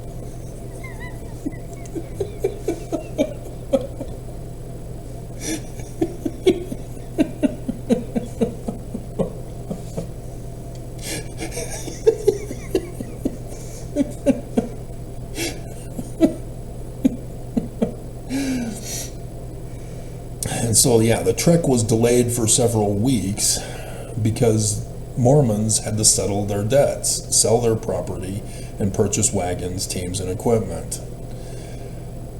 This is why I am so concerned currently. The Exodus was supposed to be in 2021. That's when I parted the waters for you. But Oaks got leaked last November from 2020, saying it was only going to be a test run for Armageddon. And so here in 2024 and 2025, they're still running tests. They're still not getting it. Their 200-year-old plot, and they're still running tests. When is the Church of Jesus Christ of Latter-day Saints going to fall? How the bleepin' hell are they going to transfer authority to me so that I can take you in an exodus to Zion? Now, the church's plot is to destroy and assassinate me, just like they wanted to do to Joseph, and eventually did. So that the rest of the Mormons are led by Danites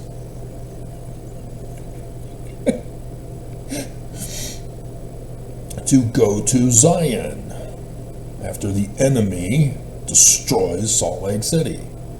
This is a type and shadow similitude of their plot for the church in the latter days. They have warned about this. Heber C. Kimball's attest. Yeah, says Mormons will be just like the Kirtland Mormons, who destroyed the Kirtland Safety Society. He doesn't say that, but that's what he means now that we know the full history. So I can do that one again. I've already done it twice this year. Now with this new additional information about what happened in Kirtland, the apostasy in Kirtland, the division of the church in Kirtland. So the Book of Mormon, talking about the fall of the great and abominable church, is what I've been wondering. Great abominable church fall. Yeah, 1 Nephi 22. Joseph Smith already had this known from the Book of Mormon that other people wrote for him. All right. Verse 13, and the blood of that great and abominable church, which is the whore of all the earth, shall turn upon their own heads, for they shall war among themselves. Kirtland, the great war, Christian versus Jewish. There's only two churches, Mormons. And the sword of their own hands shall fall upon their own heads, and they shall be drunken with their own blood. And that great whore, which hath perverted the right ways of the Lord, yea, that great and abominable church, shall tumble to the dust, and great shall be the fall thereof. The time speedily cometh that Satan shall have no more power over the hearts of the children of men. For the day soon cometh that all the proud and they that do wickedly shall be as stubble, and the day cometh that they must be burned. And they that come shall burn them. Brigham Young and Heber C. Kimball destroyed Joseph Smith's church with the great division of apostasy of Christians to Joseph's Jewish church, as they didn't believe in the Book of Mormon. They didn't believe in Joseph Smith, his Doctrine and Covenants, and the priesthood. They were Christian. There are saved two churches, Mormons. And you are still getting conned today. And so, yes, I saw the church setting up Mormons for this fall, trying to divide the church. Who is going to believe in Lucifer Christ versus the Jews, apostates? And nobody. They all believe it's a division between which Christianity, literal history Jesus as physical, or literal history Jesus as spiritual. That's their latter-day division. The Jews aren't even in the equation.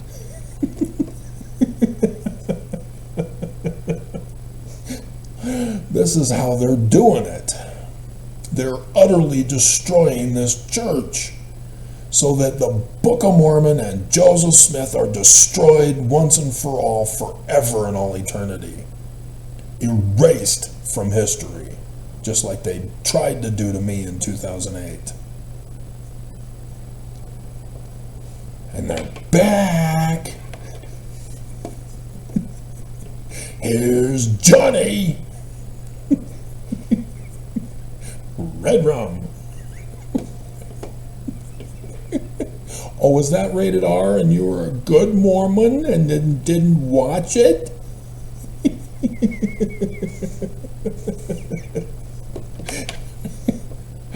And so I am deeply troubled if this ends up succeeding for the latter days, because Mormons ain't gonna follow me.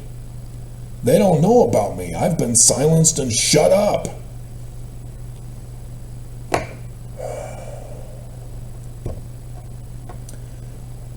When the church gets to this point, finally stopping all these test runs, Mormonism will be destroyed with the war that's coming, that they're trying to cause.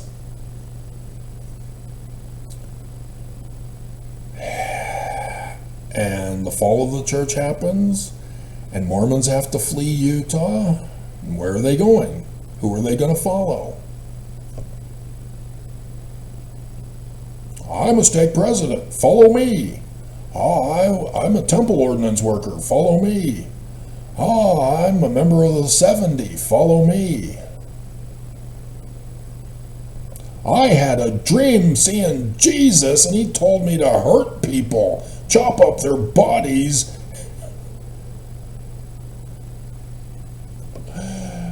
and put them in plastic bags and bury them in the backyard for the zombie apocalypse.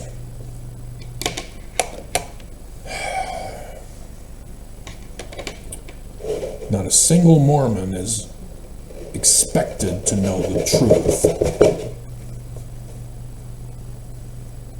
And you will not do it. This is what I fear.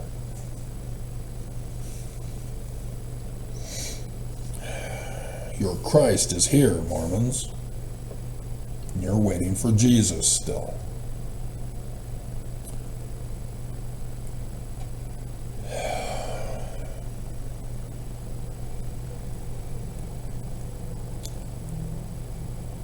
And I have no idea how this is going to happen. I have done these 9,000 videos telling you about the Jews and the prophecies of the Jews that have all been... Rain? It rained? Was it raining when I went running this morning? It was raining? Huh. Well, I need fruit.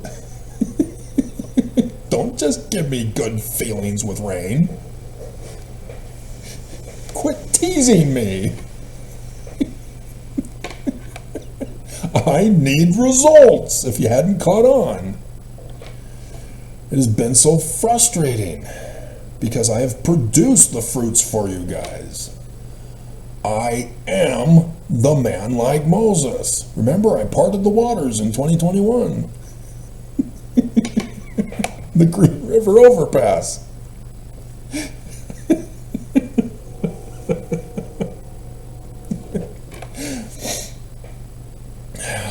I get inspired in these videos. There is no script. Doctrine or Deuteronomy chapter 18. I think it's verse 19. We can go to it. 'Cause that's about me.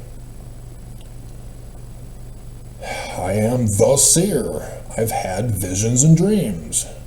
Right, Nelson? Oh, you're dead? Oh, because of the dream I had. Dreams. I am a prophet. I've been predicting the future for you. I am a revelator. I've given you all the calendar dates and clock times that no one else on the face of the earth can do. Except for Joseph and the Jews. And I am, as you all know, the only translator of Paleo-Hebrew and correct Egyptian.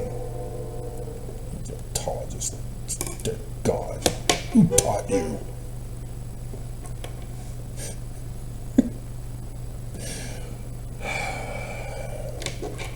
Also 18. I will raise them up a prophet from among their brethren. Section 103, verse 16. A Mormon. like unto thee, Moses, and will put my words in his mouth. And he shall speak unto them all that I shall command him. And it shall come to pass that whosoever will not hearken unto my words which he shall speak in my name. What name, Mormons? I will require it. Precisely as it stands in our New Testament. Okay? So, I'm wearing down. I'm laughing too much and it's hurting. I'm getting hungry. I've already been doing long hour videos for days because of Thanksgiving and the lack of news and the lack of church news.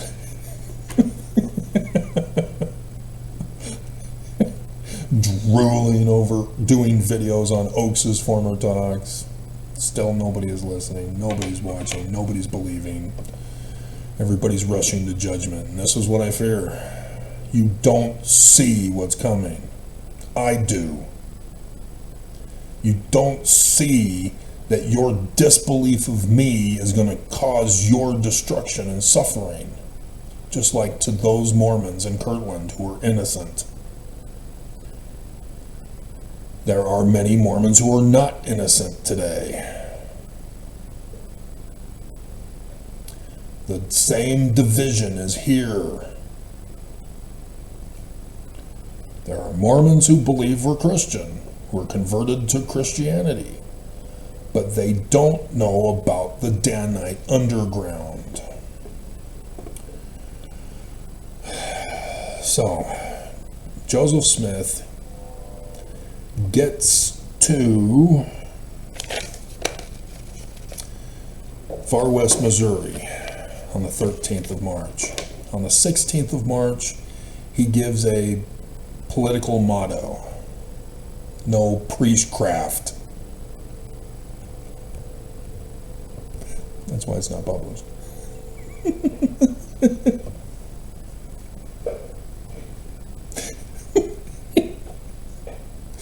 And why Section 119 came out on the 8th of July, 40 years later.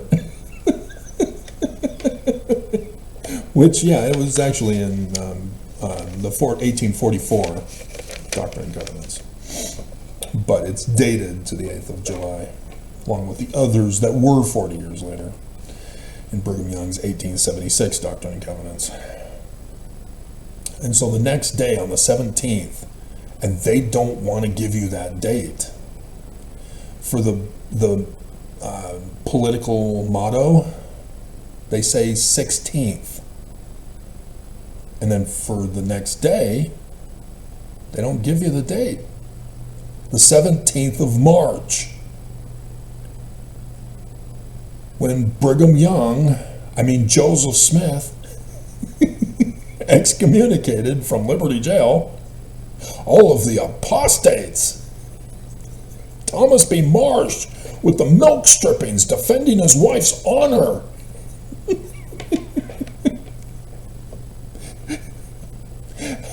And when the Relief Society was formulated. Joseph Smith knows about the 17th of March. It's a significant day for Mormons. Remember, you're waiting for a Mormon to come who will be a man like Moses. And Joseph Smith knows. I found this out yesterday. Doctrine and Covenants, section 113, about Isaiah 11. Oh my God! Because it's in Joseph Smith's second vision, verse 40, about the Christ. And boom, there it is. He knows.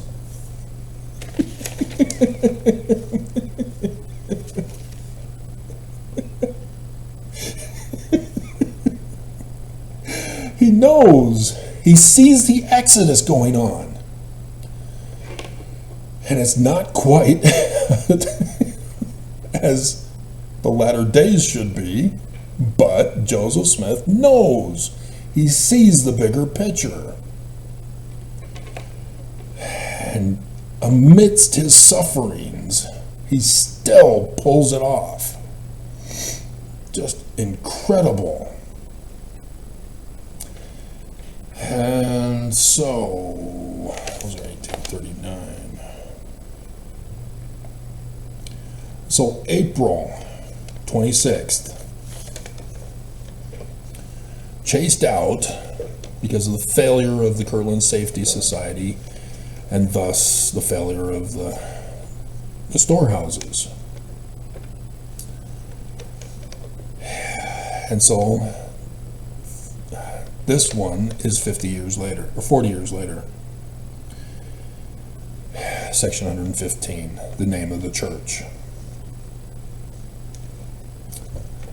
During the aftermath, and right before the exodus of the rest of Kirtland, about the great division over the religion of the church. And here, Brigham Young put in section 115, 40 years later, claiming it was April 26th, 1838, about the name of the church for the latter days. And yet, that's what they named it, the Church of Jesus Christ of Latter-day Saints, in 1838. Cooing Joseph Smith. Joseph Smith was doing the visionary accounts, again talking about Mormons embracing Christianity. Still, the Kirtland apostasy of Christianity. And here he is now in exile in Missouri as the Mormons are about to exodus and Joseph Smith is doing his visionary accounts. Verse 1, he put the Church of the Latter-day Saints. Willard Richards put in Jesus Christ. He joined the Danites.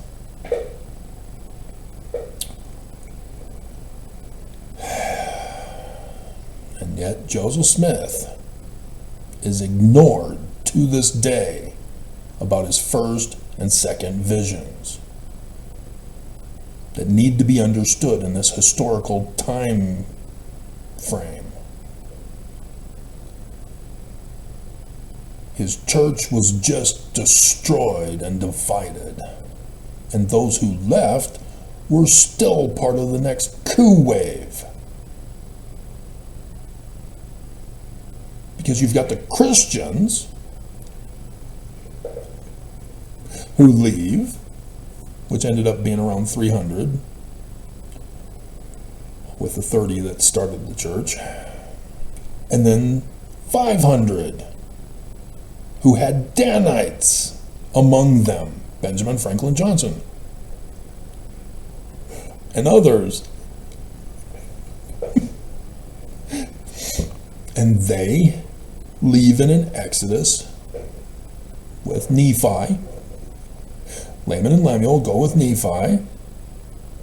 Yeah, not a coincidence. To Missouri. And that's when they set things up in motion. 19th of May, section 116, 40 years later. This is when they started calling Mormons to Adam on Diamond. Because Joseph Smith is also working on the Abraham Papyri. They know it. They record it in the journal 40 years later. They talk about Joseph working on the history 40 years later. And so Adam-on-Diamond is their whole coup plot. A township that Joseph doesn't know about, with a bishop's storehouse, and gathering Danites to that location. Benjamin Franklin Johnson and others. And so Joseph is in far west Missouri the whole time. He's busy working on the visions, working on the book of Abraham. He's not going to Spring Hill saying, oh, this is where Adam offered sacrifice. Forged documents. And so, section 117 in July 8th. Yeah. Newell K. Whitney, come to Adam-on-Diamond.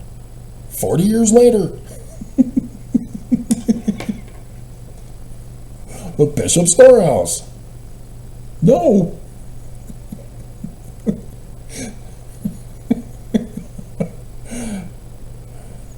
And so section 119, the different economy for Adam-on-Diamond.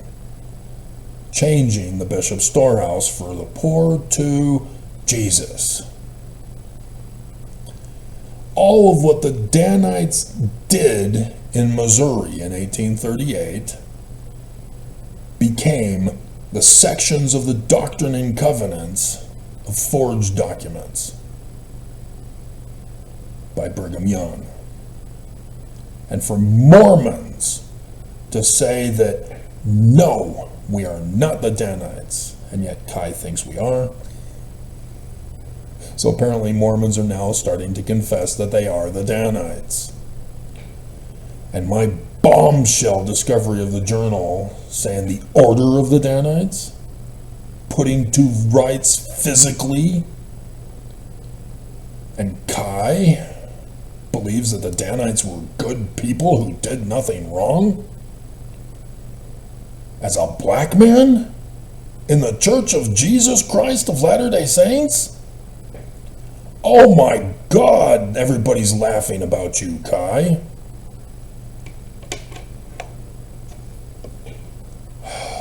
They're chuckling it up of how you fell for it. The token black man talking about how the church is so true and the Danites as their origins are so true.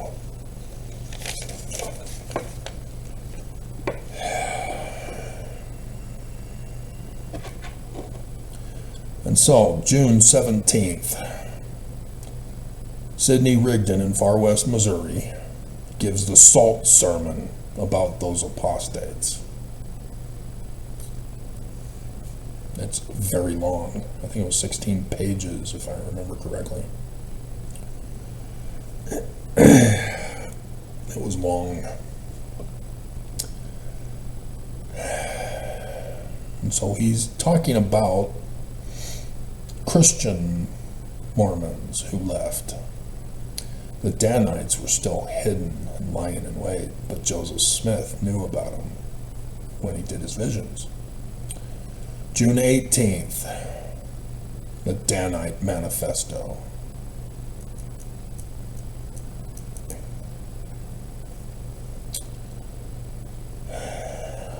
Taking it from Sidney Rigdon's salt sermon to accuse others who were not a part of the problem, but were attacked by the Christian Mormons to leave.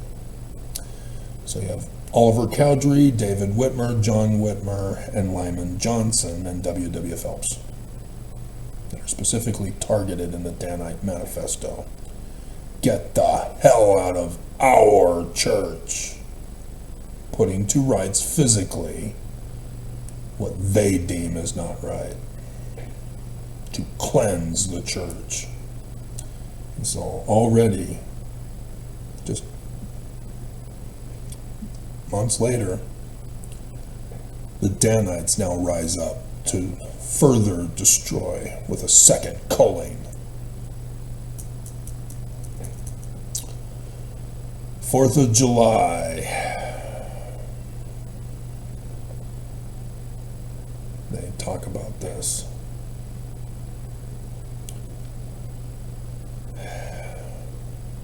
Wait, Sidney Rigdon's salt sermon was 4th of July? Why do I have 17th of June?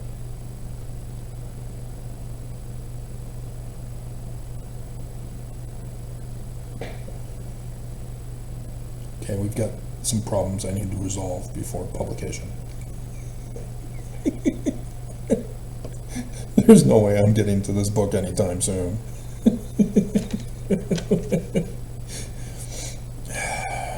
So yeah, the salt sermon was on the 4th of July.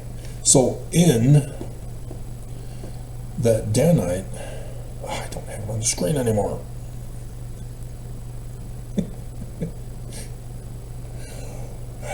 In that Danite picture that I have for you, they refer to the 4th of July, and that's now what it means. In hindsight, having learned of the 4th of July salt sermon of Sidney Rigdon, these Danites used that to justify purging the church. They didn't get authority to do that. And yet, yeah. Thus far, according to the order of the Danites, we have a company of Danites in these times to put to rights physically that which is not right, and to cleanse the church of very great evils which have hitherto existed among us, insomuch as they cannot be put to rights by teachings and persuasions. Because they don't believe in the Book of Mormon or Joseph Smith's Doctrine and Covenants or Joseph Smith or anything like that. They were Christian only, Bible only. And so teaching them, they won't believe. Persuading them with the Book of Mormon, they don't believe in the Book of Mormon. It's of the devil. This company, or a part of them, Danites, exhibited on the 4th of July. They came up to consecrate by companies of tens, commanded by their captain over 10. Now I understand that. The salt sermon they used against Sidney Rigdon.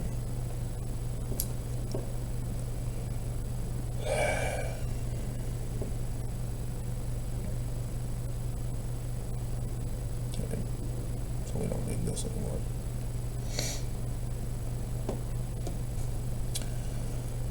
And so the exodus from Kirtland was on the 6th of July finally. So when Brigham Young did the perpetual slave fund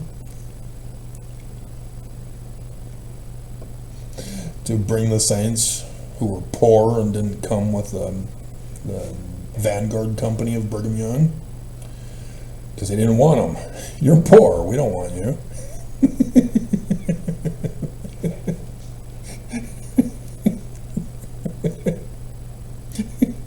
Whereas the other Danites in Kirtland had to pay off the debts to then obtain the necessary stuff for the Exodus. And that's why I'm deeply concerned, is that there's going to be so much devastation when it finally happens. And that's why I'm wondering about Trump's new order. We've got thousands of illegals and everybody. Mormons aren't evangelical. We're waiting to see if Trump is finally going to come in with the military into Utah and destroy it, like Joseph Smith prophesied in his parable, section 101, verse 51, that he then commented on 19 July 1840 and exposed Brigham Young as the enemy who would do this in the latter days, his church. Joseph Smith knows. He didn't call out Brigham Young, but he called out the 12. Brigham Young was still pretending to be friendly with Joseph, stabbing him in the back the whole time.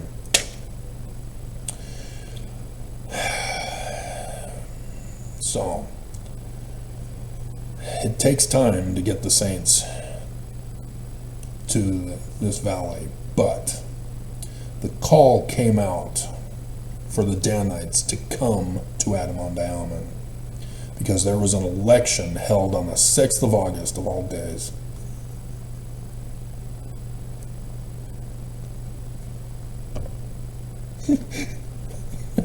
That's a personal thing with me, with a first failure.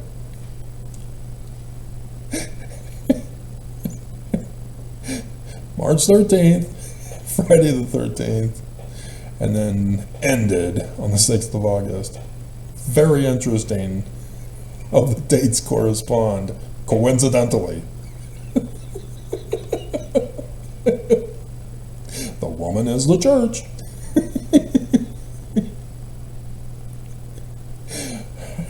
Her birthday versus mine.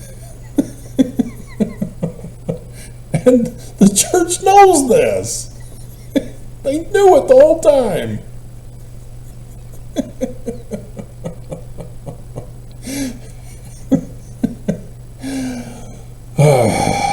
So, they were gathering the Danites to Adam-on-Diamond so that they could vote in the election to overthrow the election, to remove the guy who was running in Davies County's election to develop the land of Spring Hill. He had an idea. We're going to develop the land. This is how I propose we do it. That I'm running for office so that it can be done. And the Danites had come in to occupy it, to purposely set the trap for Joseph Smith the second time, as they're now taking Sidney Rigdon's salt sermon to establish themselves as Danites, and then went down to Adam-on-Diamond to set up places away from Joseph Smith and Far West. It's too many days away for Joseph Smith to have been there, and yet we got the documents confessing that Joseph Smith had nothing to do with it. Samson of Ard was the Danite manifesto guy. And yes, thank you for your service, but you can't come with us anymore. You got exposed by Joseph Smith. Joseph Smith knows who you are, so you can't come and join us. Samson is not the head of the Danites. Brigham Young and Heber C. Kimball are. Along with Wilford Woodruff and George Albert Smith, who would join up later on. And so, yes, Samson of Ard can't join the Danites any further after this incident, and because of his failure. And so Brigham Young added him to the list of excommunications on the 17th of March, 1839. He has no authority to do that yet. It was a symbolic token thing. Just like John C. Bennett. He failed, so you can't come back to the Danites. Joseph Smith knows you now. You're not coming back to us. We don't know you. Talk to our lawyers. And so he went and formed his own Illuminati order.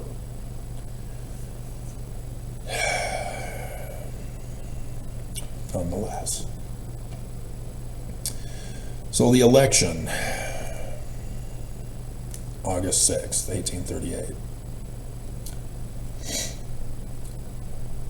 And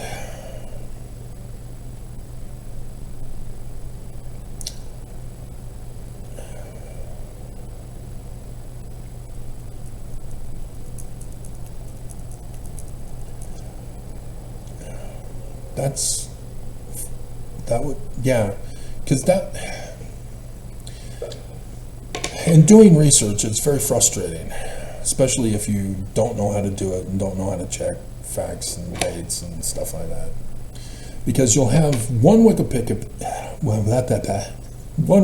page. I need to end. I'm crashing.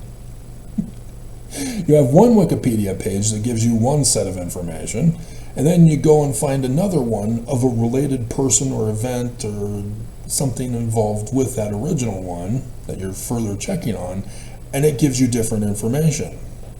This is what I was telling you about yesterday, I think, in which you've got Mormons who are going on and putting in crap. It's faith promoting to the church, leaving out information, purposely lying about information. And then you've got ex-foes who are basing the historians, not just from September 6th, to put in that information. And then you have the truth. But nonetheless, the Mormons and the ex-foes are battling out online to get their information dominant over the others. And it's very frustrating trying to figure this out, especially if you guys don't know how to do research. It can be very confusing, and that seems to be what happened here with the Salt Sermon, is that, according to my notes, on the 17th of June was this Rigdon Salt Sermon in one Wikipedia page. But getting the actual Salt Sermon, it was the 4th of July. And so this Danite manifesto was before the Salt Sermon. And yet 40 years later, they say that they started the Danites because of the Salt Sermon on the 4th of July.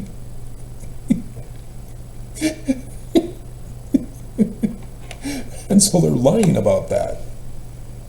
So that's what's going on here with the confusion. But these Danites existed back with the old standard, but didn't stay with the old standard. It's the same thing that happened in 9/11/1826. When the news reporter exposed the whole conspiracy, the whole New England panicked and rioted and burned down almost all of the Freemason temples. Burned them down. And yet, despite this,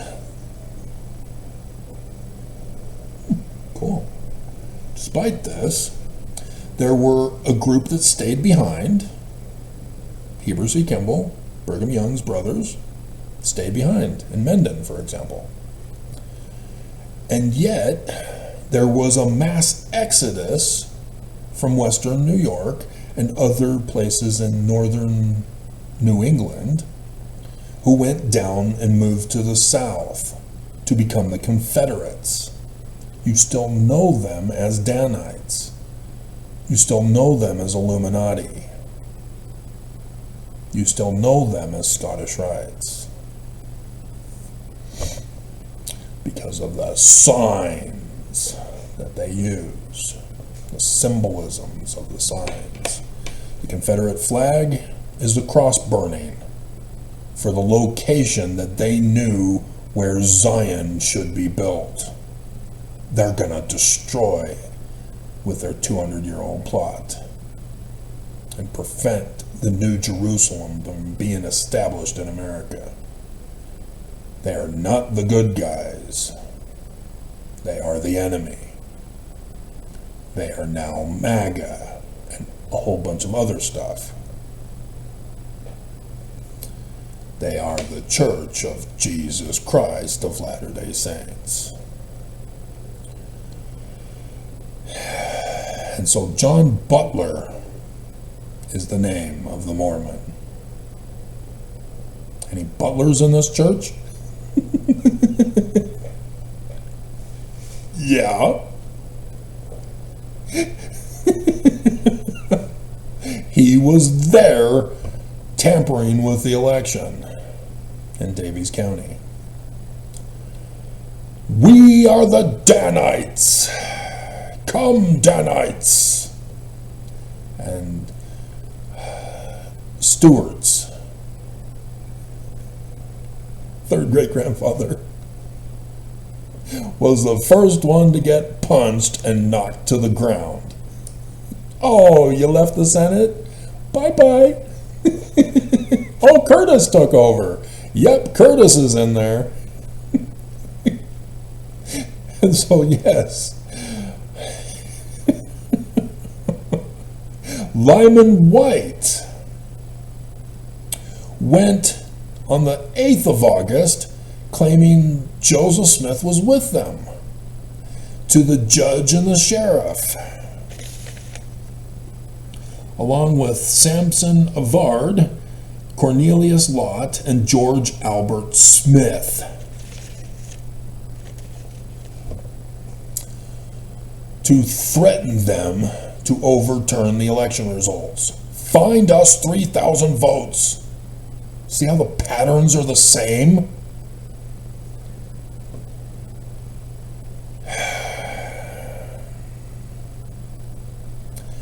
And they went and framed and blamed Joseph, and thus why Lyman White and Joseph Smith went to Liberty Jail. It was because Lyman White went and said, Joseph Smith is here. He ordered us to do it. Samson Avard was the one who later said that Joseph Smith ordered them to go and do it. So there's conflicting hearsay on that reporting.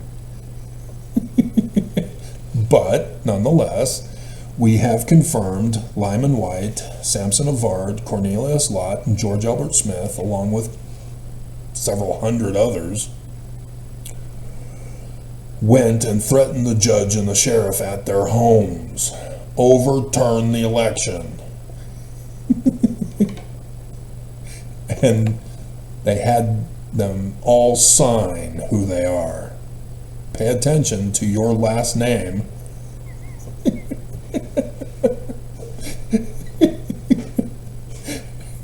You'll find another person who's also in the news but being framed and blamed for something he did not do in the assassination of Charlie Kirk.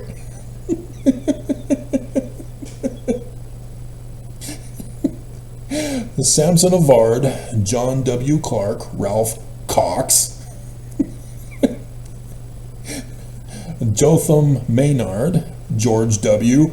Robinson, Timothy B. Font, Truman Brace, Solomon Daniels, S.D. Hunter, Newell K. Knight, Samuel Bent, Ezekiel Billington, Silas Maynard, Rufus Allen, Joseph Clark Jr., Joseph Rose, Levi W. Hancock, Hiram Clark, Isaac Higbee, Seymour Butts, Seymour Brunson. Why, you little punk kid? William C. Galler, Harlow Redfield, Edward Leakey, Nathan Tanner. You plagiarized the Tanners. Jeremy. Sidney Turner, Nelson Maynard, George W. Voorhees, Miles Andrews, Cyrus Daniels, D.B. Huntington, Squire Bogarth, Ebenezer Robinson. So this was a family affair. This was Family Home Evening. Sylvester Hewlett, Daniel Carter, Andrew Moore. Yeah, I remember him from my mission in New York. He loved more holiness, give me more. I remember him. Alex McRae, Dwight Hadding, Elisha Avert, John Crush, Elijah Avert, Alfred Lee. There should be a John D. Lee here, wasn't there? Or was he not a part of he was later in. But Alfred Lee most likely is a brother. Maybe, possibly, could be. We'd have to do the research. To John D. Lee, because he was involved in the war. He joined in for that. Josh Corley, Lewis Allen, John S. Higby. I got Orange White's journal entry going to Brother Higby's home, and Brother Higby saying, Joseph Smith approves of this extra wife. Shh, don't tell.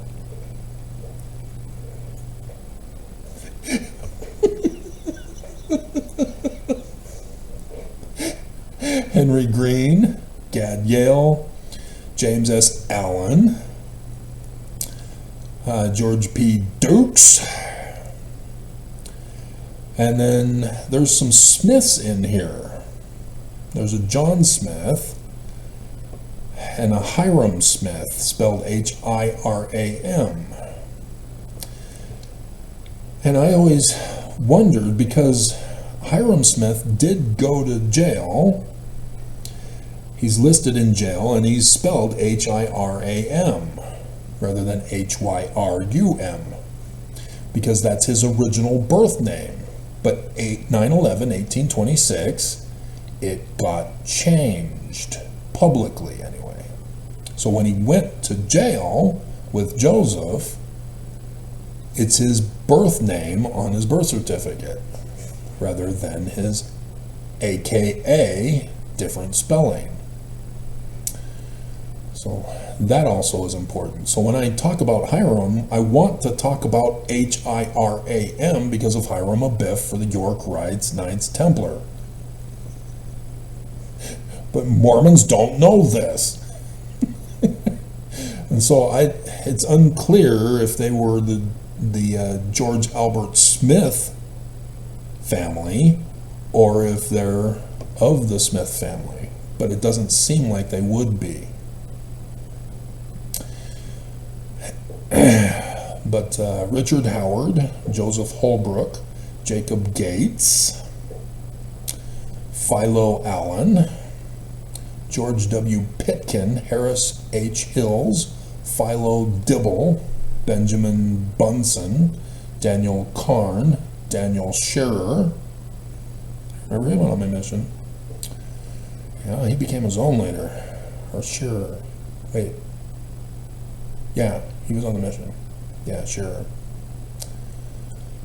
Amasa Lyman, William Strongham, Erastes Bingham,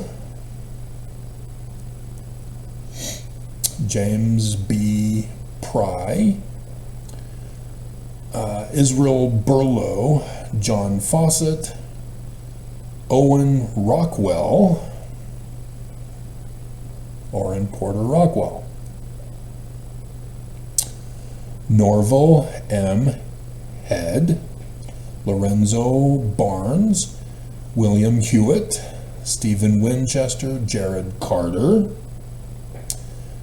Chandler Holdbrook, James Hendricks, John Lomy, Charles C. Rich, Anthony Head, Joseph Coleridge, and Jackson Smith, and Werner Carter. There are other Smiths also, not just the George Albert Smith family, which were related, but yeah, there were other Smiths that weren't part of the family of Smiths. And then James Brashear. So I need to stop this video and then continue on because we're reaching the 3-hour limit. I have it set for 4 hours and it won't do 4 hours. It only records 3 hours. I don't know why. It'll automatically shut off. So I better do it now before it shuts off automatically. Because we've still got some time left. We won't get into 1839. Maybe I can finish. Maybe. And so, yeah, when they went to arrest Lyman, he had 100 Danites still with him, protecting him. Joseph Smith, when they went up to Far West, nobody. What? He's the leader of the Danites, isn't he? Why doesn't he have anybody surrounding him to protect him? Lyman does. Exactly.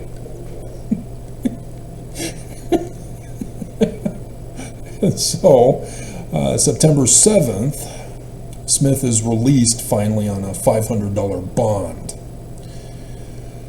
And so October 18th, Marsh with David Patton goes to Gallatin.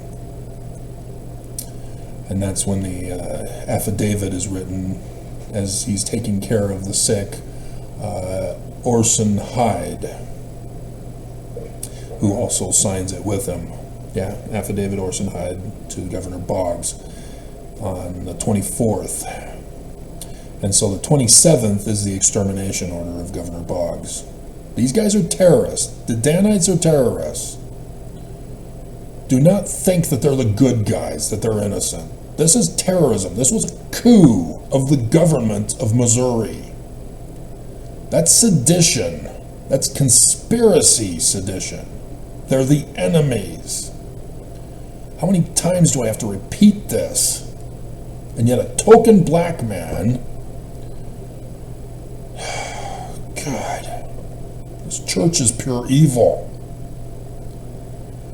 And so then November 2nd is when Joseph, Hiram Lyman, Alexander McCrae, Caleb Baldwin are in Liberty Jail for treason. And then the rest is the next year. Brigham Young excommunicates on the 17th of March. No authority. No authority to lead. And so that whole administration thing that the church does still to this day is all based on 1838 with this coup of Joseph Smith. All of it is fraudulent. They don't care about the Book of Mormon. They don't care about the Doctrine and Covenants. They don't know it. They don't quote it correctly. They make up their own religion. All you have to do is fact check them, and you won't. And so, yes, there's some other stuff that, yeah, that would be 1839 stuff. But Joseph Smith comes back, and Brigham Young flees the country with the other three guys. Hiram, or Heber C. Kimball, Wilford Woodruff, and George Albert Smith. So, yeah, I mean, I got it all now. Just incredible. So, church ain't true. That's the moral of the story.